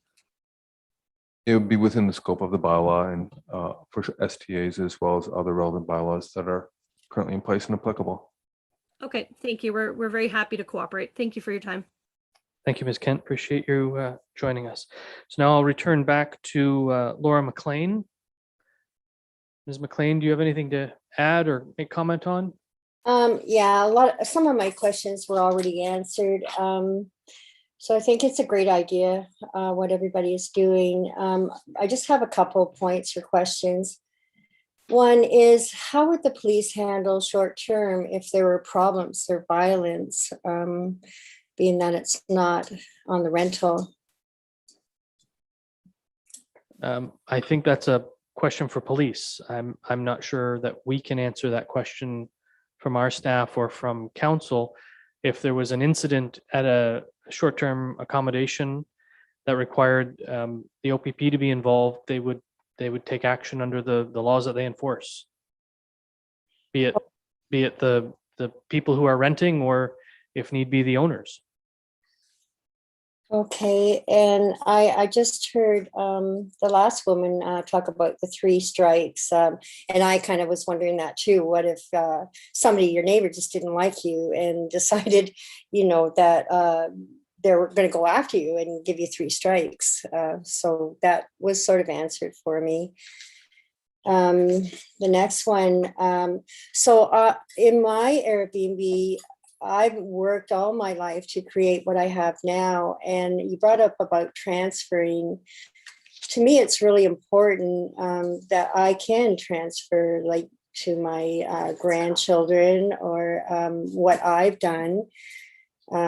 So I would hope that when you put all this together, that you'll consider that, because again, I can only speak my own situation. And my whole life, I've been working towards this goal, and going on the lines of a place to go, a place to grow, a rural, and wanting to be into networking with other B&Bs. And, the whole thing about bringing money and income into Brighton to small stores is very exciting for this town. But, to be here, my grandchildren are here. And, when or if I pass or before, I want to give that to them. So can I not transfer that? That would be a big one for me. So that's a good question or comment that you can make when we are seeking public input on the licensing framework, after we've gone through the passage of the official plan amendment and the zoning bylaw, which we're dealing with tonight. So stay tuned. Okay, and just one, how do you distinguish a home-based business from a commercial? You want to field that one, Mr. Walsh? Yes, Mayor, there are specific provisions in the zoning bylaw defining home-based occupations versus other types of commercial activities. Normally, it's limited to a certain percentage of the floor area and certain types of occupations, normally to services, professional services or personal services, and not to retail or the production of goods that are then shipped off site, that sort of thing.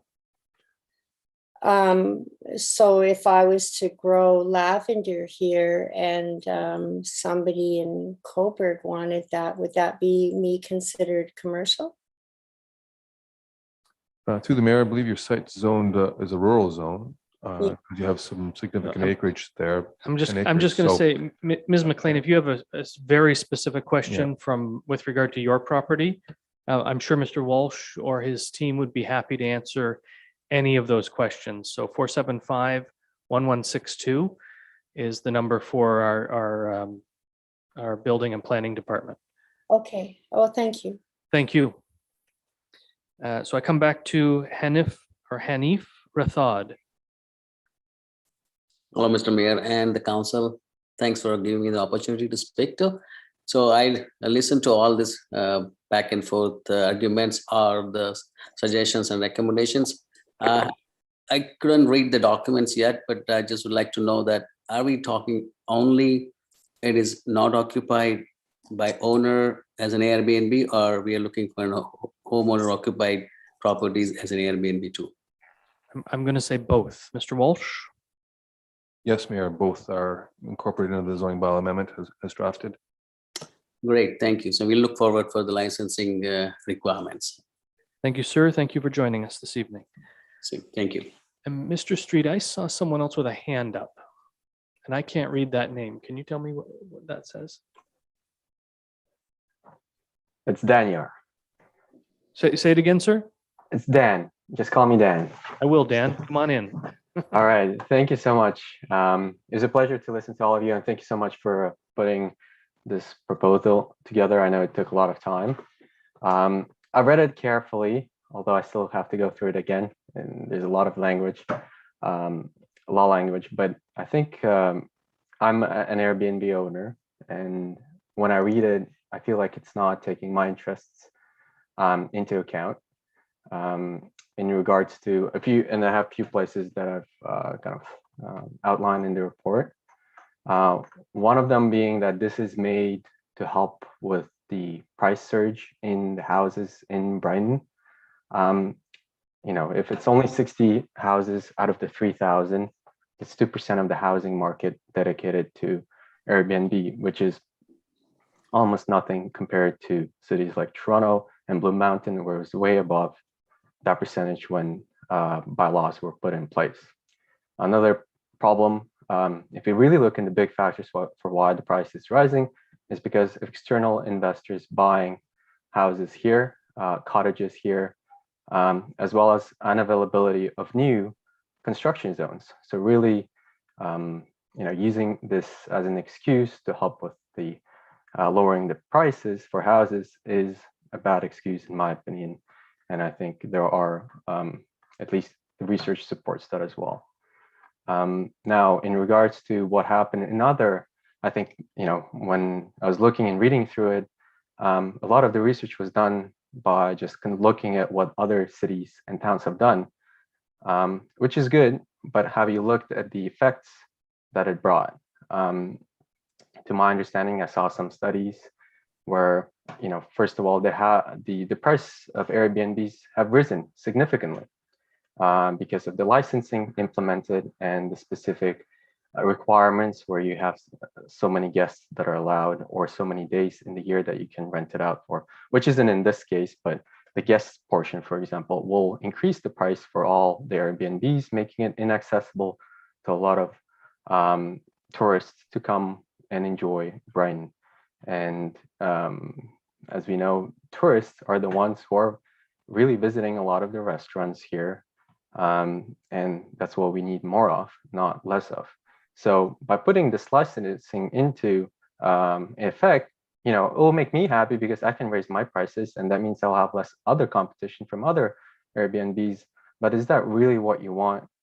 Because it stifles growth and innovation. Every time a regulation is brought into forth, it doesn't make it good. In regards to the complaints I saw of other Airbnbs, I think these are the bad apples. From all the Airbnbs that I've met here, and at least half a dozen, I know the owners themselves, very respectful. They're trying their hardest to only bring families in. No Airbnb. I'm yet to meet an Airbnb host that likes to have parties. It's a big liability issue on their end. So, you know, and it happened even at our place that, you know, we only let families in, and all of a sudden, you know, a party comes in, you know, and there's not much we can even do about it, right? So at that point, we end up calling the police and trying to evict them. And I think most Airbnb hosts are in that same boat when it comes to, you know, trying to do the best for our community, because it is a lot of work for us to deal with parties and cleaning afterwards. And God forbid someone dies, that's even worse. And so it seems like this law is also, or bylaw, is being put in forth for the few bad apples that are out there. And, you know, I started thinking, well, what do you do when you have a bad neighbor? Should we start putting laws into place for bad neighbors? Like, I have a neighbor that has rats, right? So should we put a bylaw that disallows people to have rats in their houses, right? Like, it becomes absurd when you start regulating what people can and cannot do. So I cannot have someone else rent my house and have a party, for example, or birthday party, because it's going to be more than 6 people. But I myself can bring all the friends I want and have a birthday party, right? It's where do you draw the line? And I'm afraid that once this bylaw continues through the process, more and more regulations are going to be added, making it very hard for Airbnb owners to really rent out their place. Now, I've addressed first that Airbnb is not really making an impact on the price. I've also addressed that this is really a problem of few bad apples of Airbnb holders in Brighton. And we're totally on the same page that we don't want that, because that doesn't make a good reputation to us.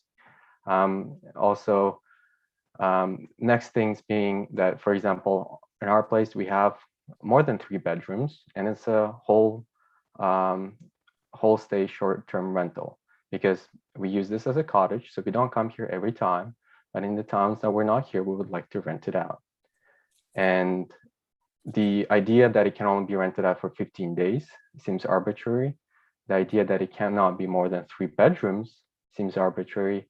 And the idea that people can't, some suggestions were on regulating the guests and who can they bring, etc., also seems hard to enforce, arbitrary, and I think that's crossing the line, because if my neighbors want to have a birthday party, they can bring guests. Well, if and now my Airbnb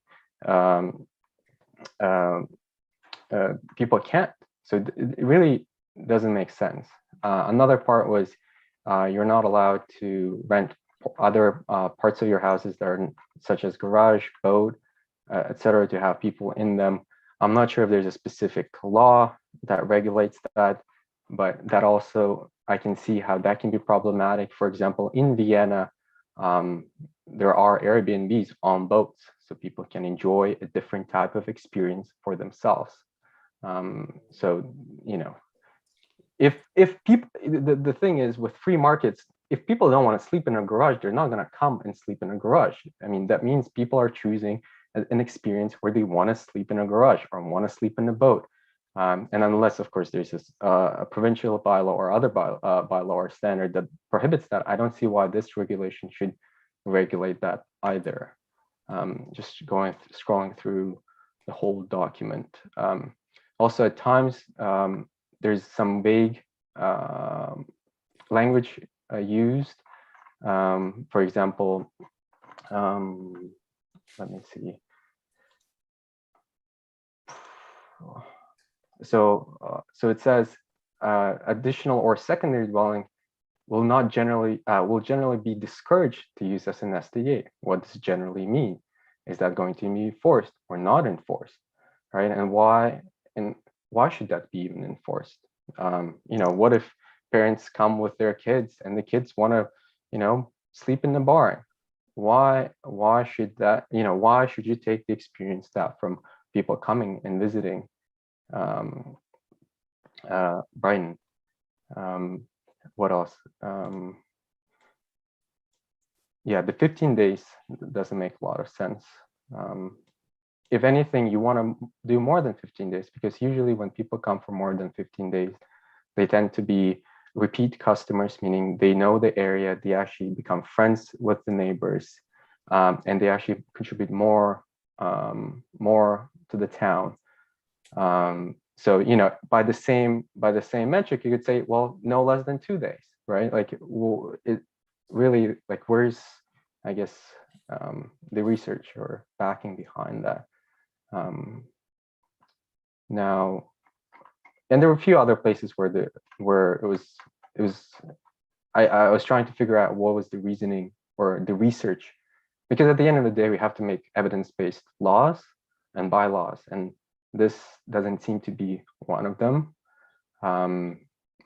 If the problem is bad, people visiting, that's going to exist even with the licensing, because sometimes we cannot control for it, and most Airbnb hosts don't want that to begin with, because we do and come enjoy our houses as well. So I guess at the end, my biggest concern of all is having the 3-bedroom limit, because a lot of people come here because when 2 families want to come and enjoy time together, for example, grandparents and their kids and grandchildren, and this just doesn't, seems arbitrary. Hopefully you can explain why the 3-bedroom and why the 15 days as a starter. Why was that put in place? So, and thank you for listening to all my rumble. Thank you, Dan. We appreciate your comments and you coming forward with your comments. And Mr. Walsh, I'll ask if you can just make comment around, I guess, specifically the 3-bedroom and 15-day requirements. Yes, Mayor, to Council, to Dan as well. Dan, the number of days, maximum number of days is 30 days in the bylaw. That's kind of viewed as a fairly standard term throughout many STA bylaws. 30 days is chosen presumably because usually a long-term tenant will rent for at least a month. Even if they're in between houses, they'll rent for at least a month. Of course, usually more than 1 month, multiple months. And so the question becomes, how long is that residential stay occurring? So in this bylaw, as in many bylaws, that number chosen is 30 to distinguish between what's really meant to be a tenancy of some duration versus one that is intentionally very temporary in nature for visiting purposes. On the matter of the number of bedrooms and capacity, the building code establishes a maximum of 2 adults per bedroom under the occupation limits of the building code. And the number of 3 bedrooms or dens is related to the number of guests and their parking. So typically a home will have 2 parking spots, but presumably some guests travel together, so they're able to achieve maybe a maximum of 6 people or so within less than 3 cars. So that's the rational basis there. And I might just add that if in the event there is a site-specific development that can warrant a higher capacity and represent doing so is a matter of good planning, then an application for zoning amendment could be brought forward in conformity with the official plan policies as also drafted. Thank you, Mr. Walsh. Dan, were you satisfied having made your comments? Just following on the 30 days. Please correct me if I'm wrong. I'm looking at amendment number 8, and under section 3.18.2.4, bullet point 4, an STA whole home may be rented for no more than 15 consecutive days per calendar season. Is that, I guess you said it's 30, but here it says 15. I just wanted to clarify that. To the mayor, to Dan, could you reference the section number again? And you're really looking at official plan. 3.18.2.4.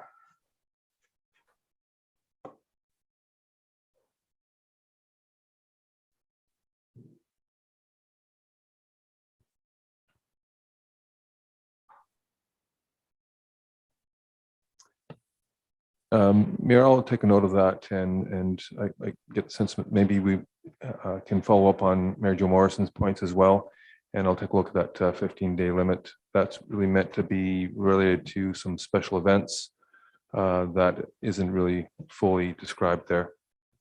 Okay, and then thank you so much. And then because and then with regards to the 3 guest rooms, so you're going off of average, saying that on average there are 3 parking spaces and on average there are 3 bedrooms. Why not just allow 2 guests per room for however many rooms are there in the house? I feel like you're making a bylaw, so then other people have to go around and asking you permission to go, like in our case it's a house with 6 rooms, right? So you're making more work for yourself at that point. That's what it looks like.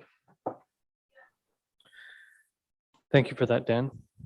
Mr. Walsh? To the mayor, to Council and Dan, the intention there is to make sure that we have land use compatibility from neighbor to neighbor. So there is a bit of a lean towards managing risk there. 6 bedrooms is, I would consider not typical. That's on the large size. So I think it would be important to have some site-specific review of that operation before it could be deemed to be appropriate and compatible with the neighboring properties. So, with this bylaw coming out means that there is a chance that I may no longer be able to rent out my Airbnb if it's deemed that it's incompatible for some reason with the neighbors. And what are these standards that would be used to determine compatibility or incompatibility. Your interpretation is correct that, yeah, you would be lacking 3 rooms in which you could use. Should this bylaw as currently drafted would be approved. And the standards are, again, it falls back to the Ontario Building Code in terms of occupation limits.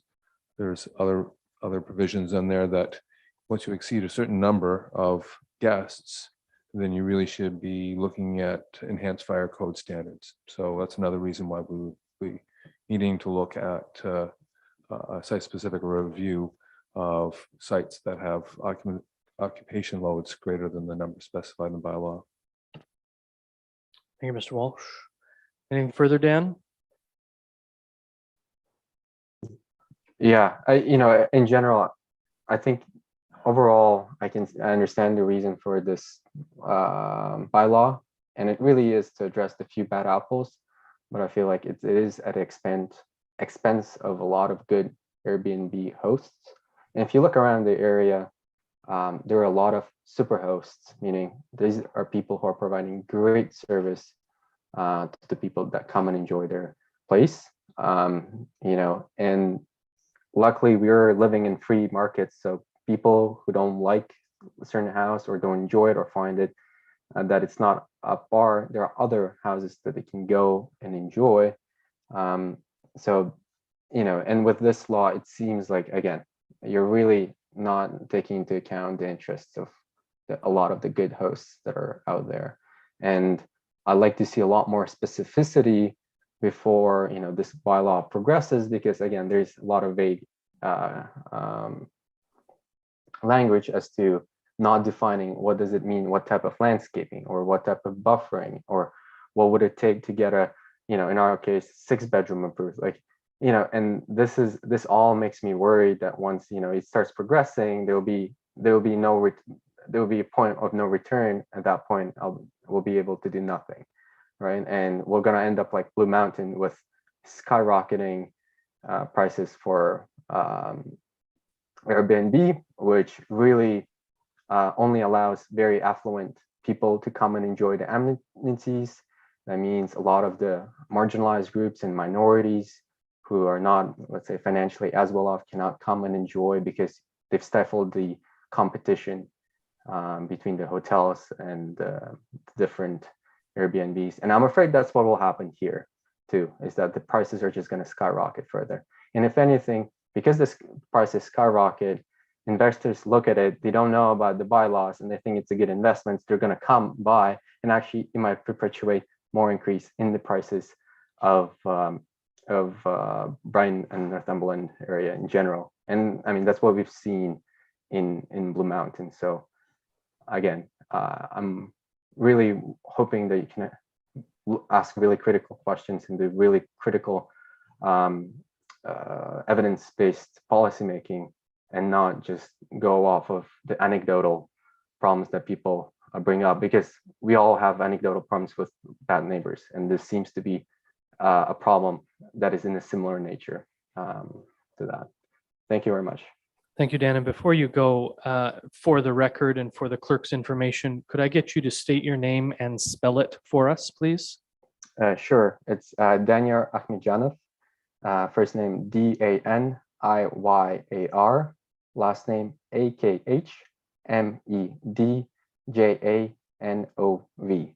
I also go by Dan to make it easy. Thank you very much, and we appreciate your comments and you joining us this evening as well. Thank you very much.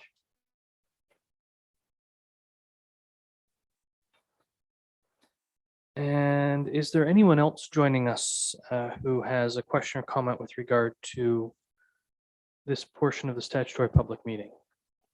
Mr. Street, are you aware of anyone else? Thank you. Are there any questions or comments regarding the proposed applications from members of council? Councillor Anderson. I'll try not to take too long. Well, there's a lot to absorb there, a lot of professional people. And our last speaker there sounded like he's running a business there, definitely running a business. And he mentioned the word hotel. hotels have rules too. And there was a lady that I can't, sorry, I'm bad with the names tonight. There's a lot of people involved here, so excuse me. But she's concerned about safety, concerned about what do I do if there's a problem? Who do I call? That type of thing. Well, having been in the hotel business for 40 years and dealing with many situations and dealing with 40, 50 people crammed into a room, and what do? Well, it boiled down to you make a phone call to that room, but after that, it's a police matter. And our community should be able to deal with situations, as few as they will be, from what the last speaker told us, that these are isolated situations. I somehow don't believe that totally, but I'll take that for now, because I've seen isolated situations every weekend of my working career when I was in the hotel business. So there was talk about, in a hotel, there's an occupancy level that you can have in a room. They have parking lots. You can have guests, and you could have 20 guests, but you have lots of parking usually. A residence in our community usually has 2 parking spaces or whatever the allowance is for that size home. That's where the problem comes in sometimes. Sometimes there's no parking on the street, not enough room or something like that. So there's a lot of little bylaw things that can happen. And this is a real challenge for us to, and for our planning department to put this together in a fair way for everybody speaking tonight. I want it to be fair too. And it's a necessary business that we need in this community, because right now we do not have accommodations as such, as far as quantity or the word is we don't have a hotel. So so until that changes, we need UP. We need accommodation like you have. And there's a lot of good accommodation, but we need to have bylaws. We need to have a license so we can know what the facility can offer and what in health wise and parking or perhaps your occupancy would be based on the size of your property or your building or your bedrooms or your whatever, not just flat out 4 bedrooms or whatever. It might be based on the size of your facility. But these are things that we can all talk about, and I don't want to go on and on about it. But if you can compare this to running a hotel, there's a lot of absentee owners, absentee managers. And I mean manager, I mean owner, operator. They're operating from Toronto with a smartphone, changing the lock accommodations every weekend. And there's somebody down the road that comes and checks on that, because you have to do that too. Someone has to check on the house and clean it. So there's a lot of things that go into this, and I don't think we're covering all our bases.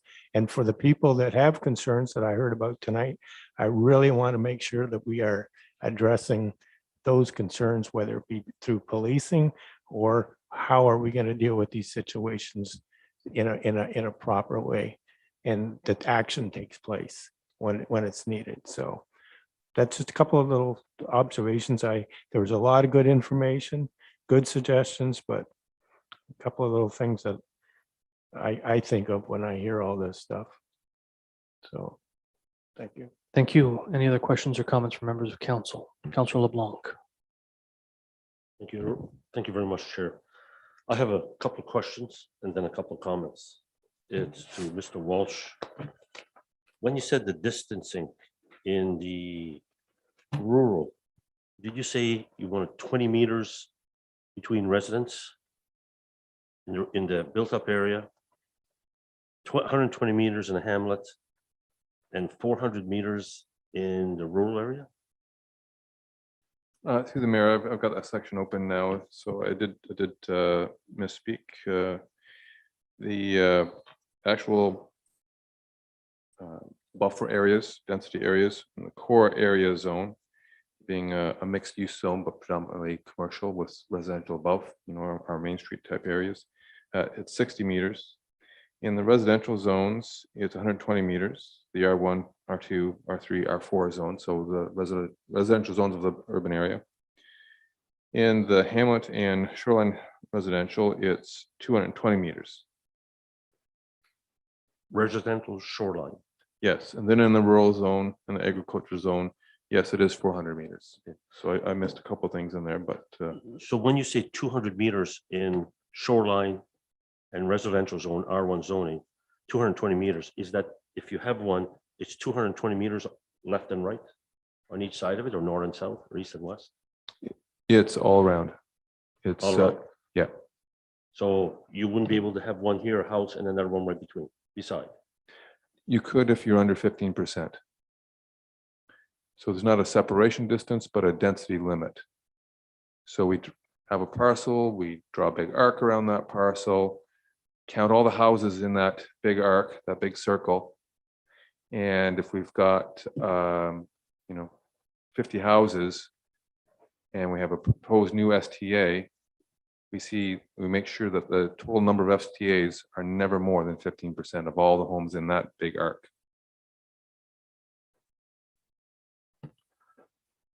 So 15% would be 7.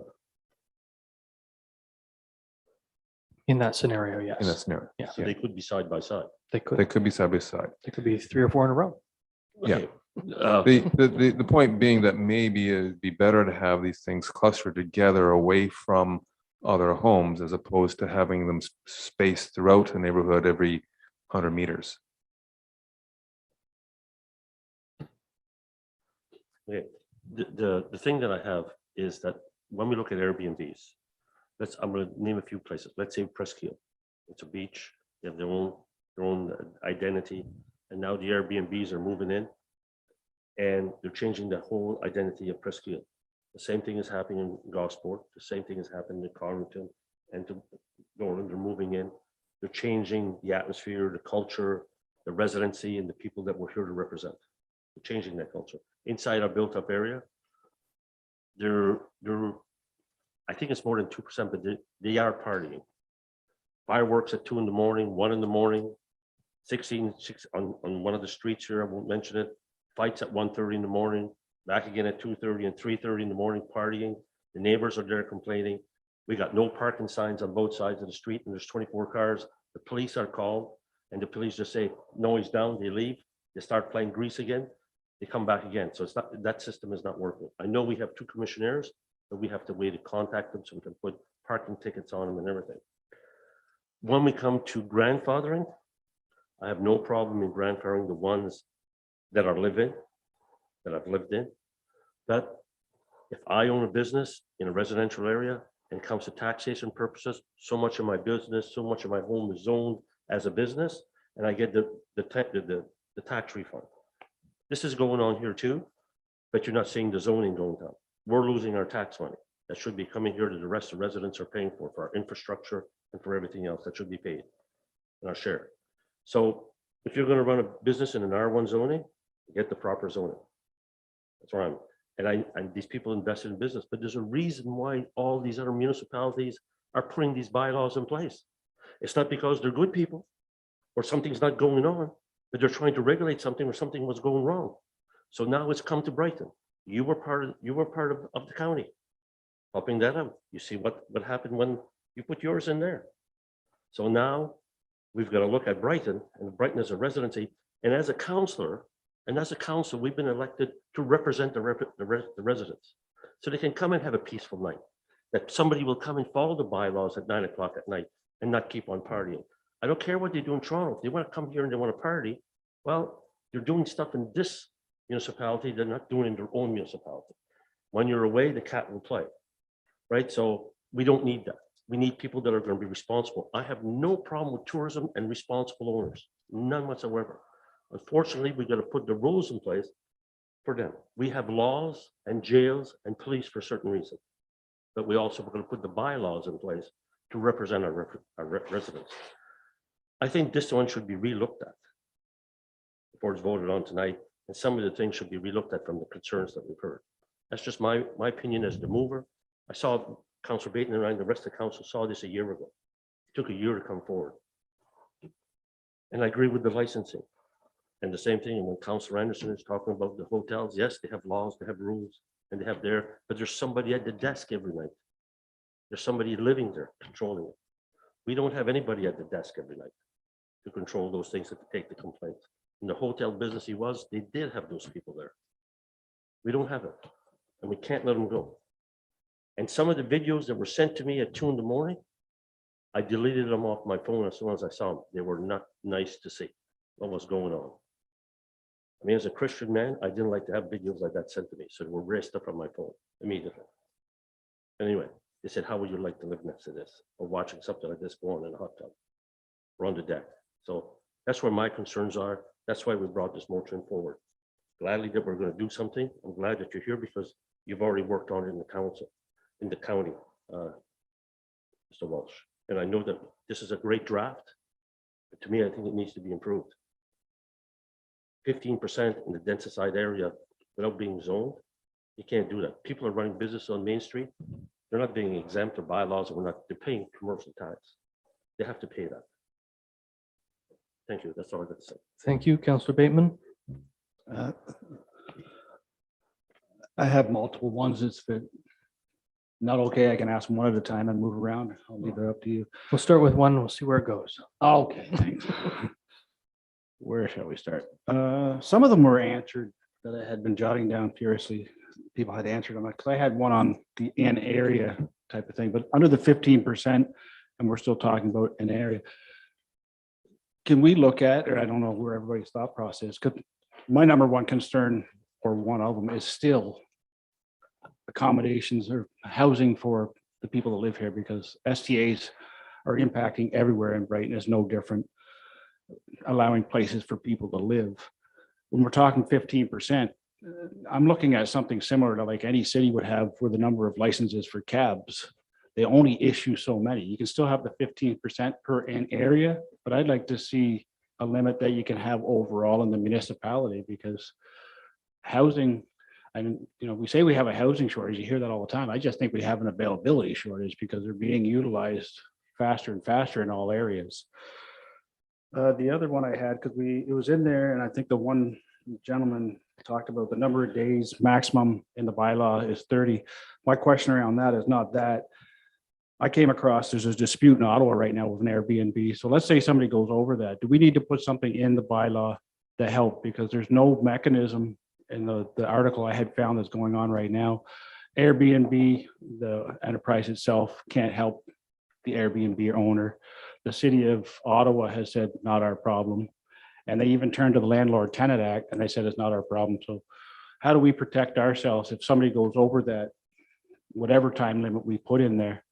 Whose issue does that become? I can forward the article. It is a really interesting read because the Airbnb owner is caught out in limbo and they're asking the municipality to help. They're asking the Landlord Tenant Board to help, and they're asking the police to help, but it's your renter and they're refusing to stay over the allotted time limit. So I don't know, when we put that in there, do we become responsible? That's all I want to know. Like, what happens when somebody exceeds that?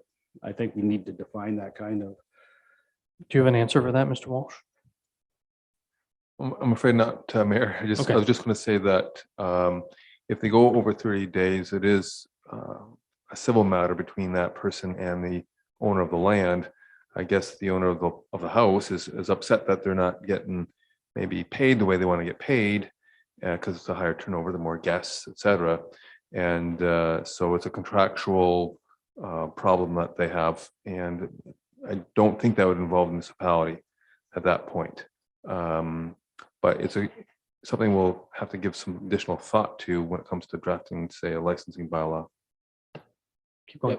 I agree. My only thought around that was, once we have it in a bylaw, does that become a complaint? And now we have to engage our bylaw officer to enforce our bylaw. That's why I'm asking that. Just so we're. I had all one people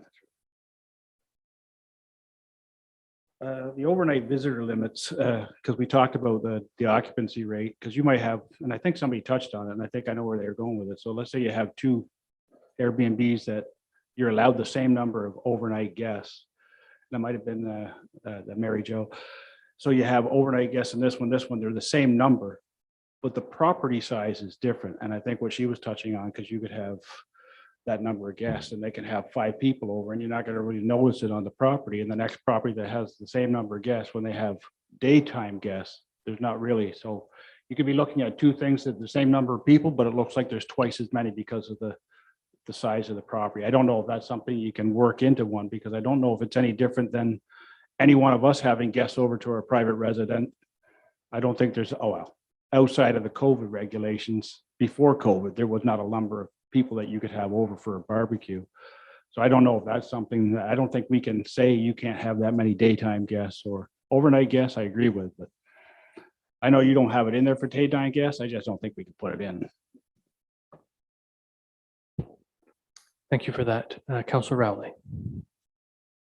Thank you, Mayor. Hope I'm not repeating whatever Councillor Bateman said. I'll let you know. Okay, thank you. Thank you very much. The licensing fee, will that be an annual fee, or is that a one-off based on specifics at the time? I think the draft licensing bylaw will vary a little bit, probably an annual license for any whole home, so that can be reviewed on a regular basis and making sure that they are compliant with all the regulations. For Airbnb or those that are owner operated, i.e. we have a manager on site, there's less risk and less concern. And Airbnb industry is also otherwise regulated by its association, et cetera. So I think that would be probably every 2 years. Okay. And he's busy. One more question, and it has to do with the commercial tax rate, of course. Having been home business owner for many years, I would like to see that at least reviewed a little bit differently. And as Councillor LeBlanc said, and I think the mayor alluded to it in his comments previously, that for profit, I would like to have that reviewed anyway, a better look at the commercial rate. Thank you. Thank you, Councillor Rowley. Deputy Mayor Connect. Thank you. As far as zone commercial, long-term rentals are not considered commercial. Can we make short-term considered rental? What's the difference? They're both for profit. Mr. Walsh. The mayor to the deputy mayor, I was going to say that at one point, that's the difficulty with this. It's a matter of temporal use, time of use, length of use, and that's difficulty in trying to distinguish between a commercial and non-commercial. A long-term tenant also pays a fee to stay. Right. And ergo the term short-term accommodations. Yes. So they're both businesses of a sort. Also, if I can continue. Yeah, please do. So we've heard that we're creating this just for a few bad apples. Well, yeah, we are, because we can't do anything about these bad apples until we have a bylaw. And I would think that the good apples, and we have many of them, will have no problem complying with this. I mean, obviously we want to make something that's doable, and we can consider these things that they can abide by it. But there's just no way that we can deal with any of the issues unless we have a bylaw. And to me, that's why we're doing this. Thank you for that, Councillor Bateman. I thought of a couple more questions. I apologize.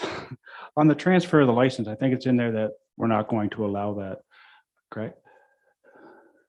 That's correct. So usually licensing, if I recall correctly, is actually ownership of the municipality, and that person is permitted to operate under our giving of a license or putting their name on a license. So it's person specific, and if the property sells, then a license would have to be reapplied. Go ahead. Just a follow-up. I'm comfortable with that, but I'd also be comfortable if there was a provision in there, let's say a short-term accommodation was operating like the deputy mayor had indicated. They're good apples and they've been operating for a long time and had no issues, and they have their property up for sale. My suggestion would be they don't automatically get a license, but they have that opportunity to apply for one prior to purchase of it. Because if it's been one functioning, the whole neighborhood is comfortable with it and they know it's functioning well, I'd like to see them have the opportunity to at least apply for a license on the condition of that. I don't know if you put the condition of sale, but I think you know what I mean. Like, yeah, I think that makes reasonable sense, and it would also relieve a certain administrative burden of taking a license off the inventory and reassessing the 15% density again. et cetera. So I think there should be some, perhaps a clause that allows for renewal of a license within a specific period of time. Thank you. And if it doesn't open there, it opens up somewhere else, and then you go through the whole. My other question, probably one of the ones I should have opened with, do we know currently how many STAs we have operating in our municipality? Through the Mayor Council, the estimate is about 60. There is a website called AirDNA, and it is hosted by Airbnb. And it is a promotional site to encourage people to invest in Airbnb properties. And it's full of metrics about how many are being rented in a given municipality and what the rental rates are going at, so trying to give an indication what people can earn by investing into an Airbnb.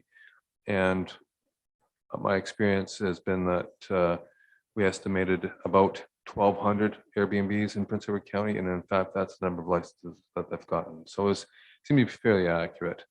I think it is a bit of a fluxing number with COVID and renewed interest in this as COVID subsides a little bit. So it is a moving number. So when we started the public consultation process, for example, the number of STAs on the AirDNA site was about 45. So it's changed quite a bit. 60 is the more recent number. Go ahead. Last one, more of a statement than anything. I agree exactly what the deputy mayor said, and I think everybody feels the same. We're not going through this exercise because we think I know a lot of the people that own and operate Airbnbs in town, and there's a lot of great ones, and they're abiding by the rule. This is just an exercise because we have some that aren't. So I don't want anybody watching that runs one. We understand fully that there's a lot of great ones out there. Majority of them are. So I think that's true in most industries, quite frankly. Councillor LeBlanc. Yes, I agree. And I agree with the Deputy Mayor's comments and Councillor Bateman that there are some great ones. We're going to deal with the ones that are causing problems, and we have to put this bylaw in place.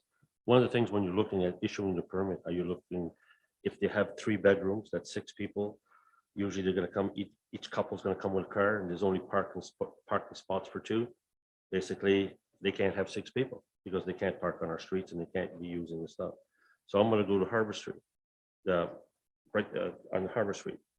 There, most of the houses that are on the water, if you look at the road allowance, is right on their door. They have no parking spot.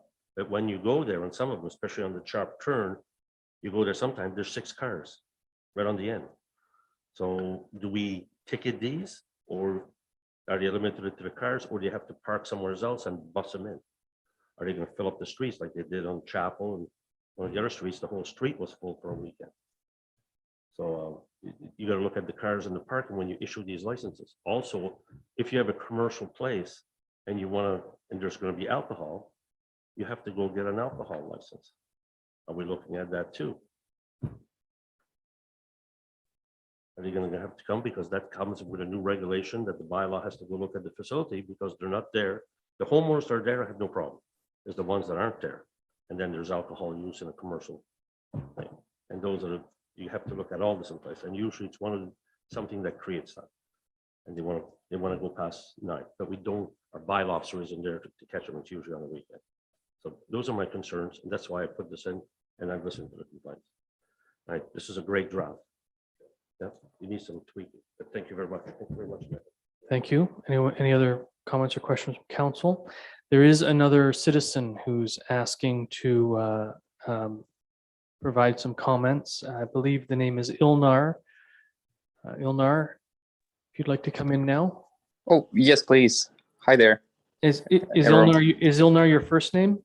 Ilnar is my first name. Valiev is my last name. What's the last name? Valiev. So it's Valeeev. Veleev. Oh, sorry. So it's VALEEV. Thank you. Okay. So good evening, everyone. And I guess I will start off with saying that I am an Airbnb owner myself, and primarily I actually do operate several Airbnbs. So I do have a very, I would say, extensive experience with Airbnbs. Again, not in the city of Brighton, but I do have a property there. as of not long ago, and I'm just listening to everyone's inputs and ideas and suggestions.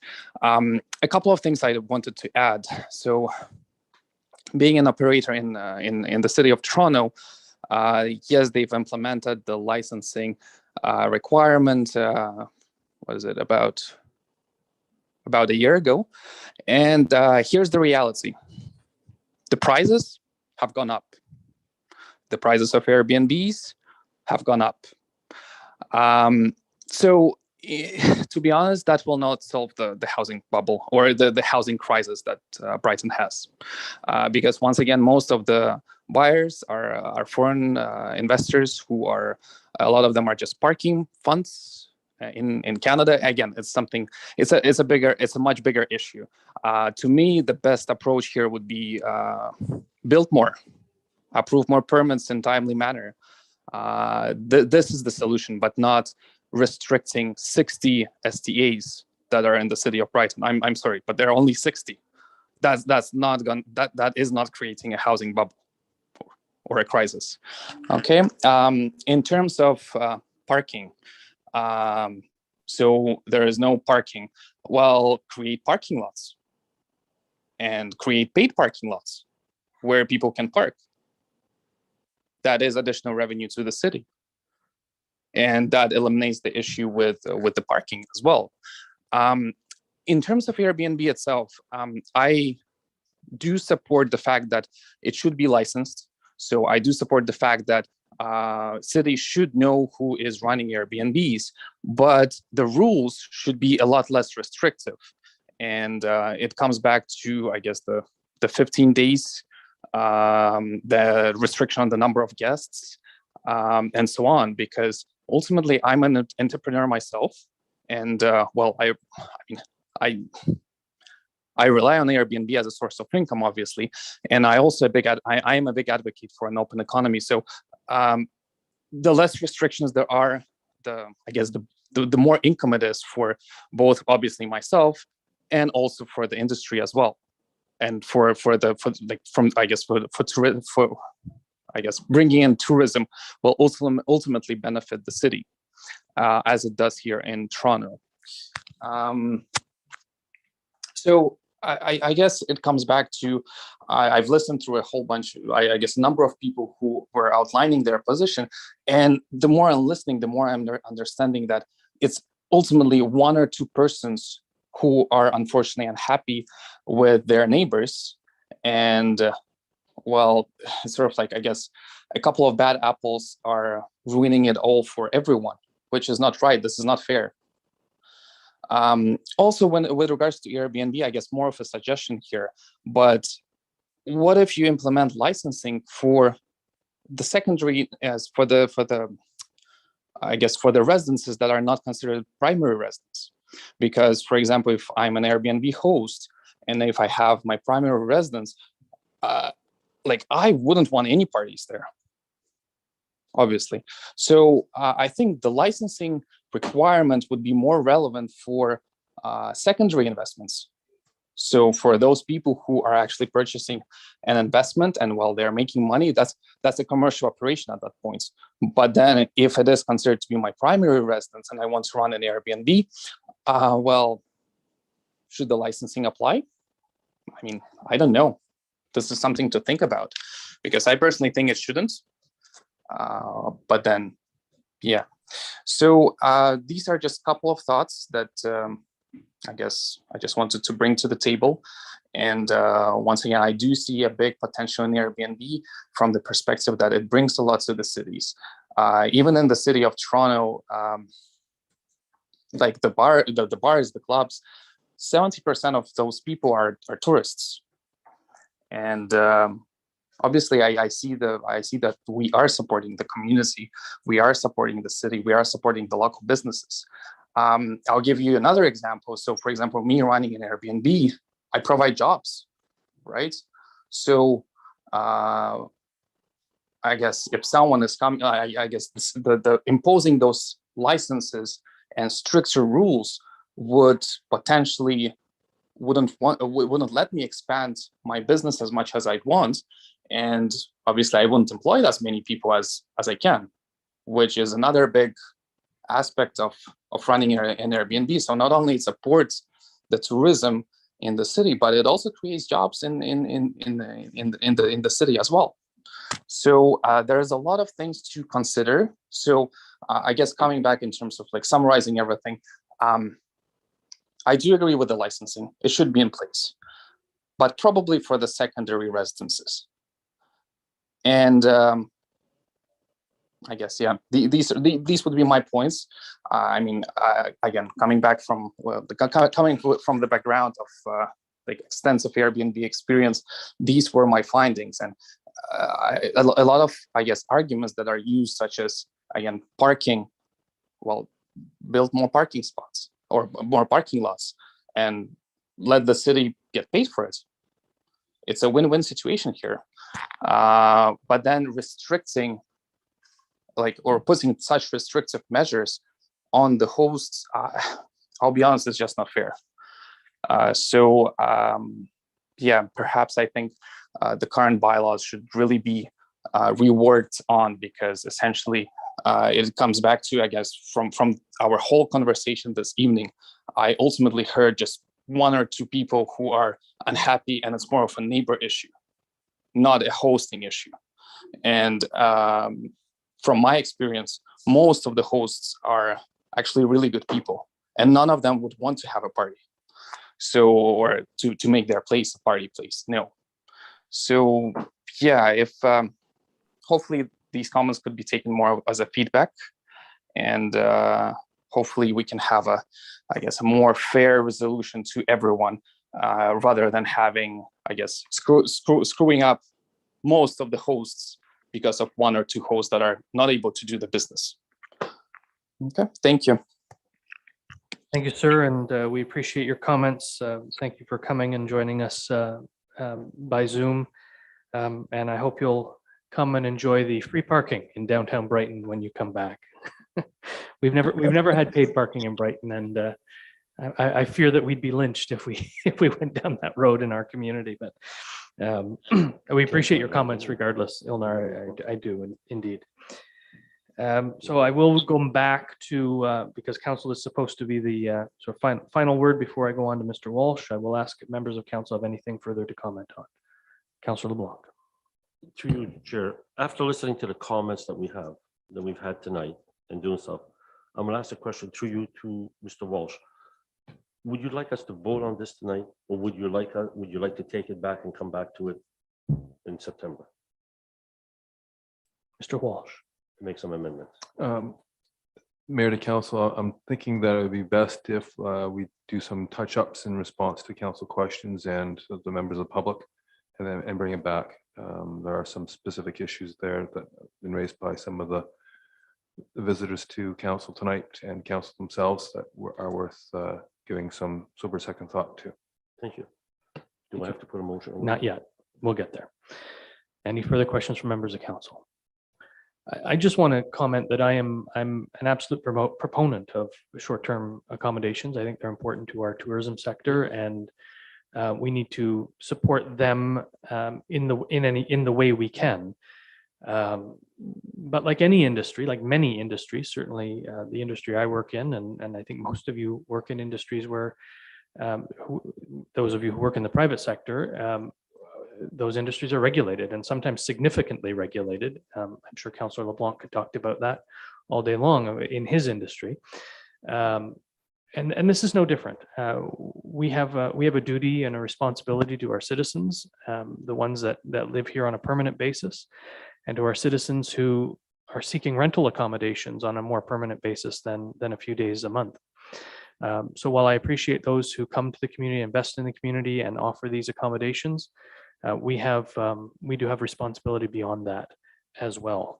And I know those who have chimed in understand that fully, and what our role and our duty are here. So my next question is, Mr. Walsh, do you have any final comments? Nothing further, Mayor. And does council wish to make a decision at this time on this consent? And I suspect that Mr. LeBlanc is going to put a motion on the floor to refer this back to staff.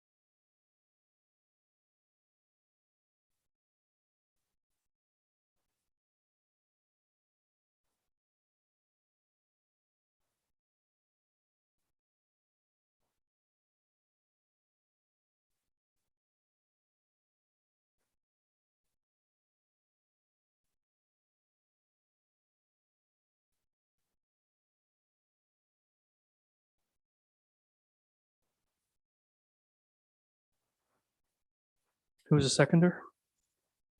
You guys are so eager. I haven't even read it yet. It's moved by Councillor LeBlanc, second by Councillor Bateman, and I'll read the motion. If you disagree with the wording, I'll change it for you. The council refer the short-term rental accommodations official plan and zoning bylaw amendments to staff to consider information provided by council and the public. Does that work for you? Does that work for you? Anything further? Those in favor? Are there any opposed? The motion is carried. Does anyone else need a break? Yeah, okay, so let's take a 10-minute break. We will recess and reconvene at 9:20 p.m.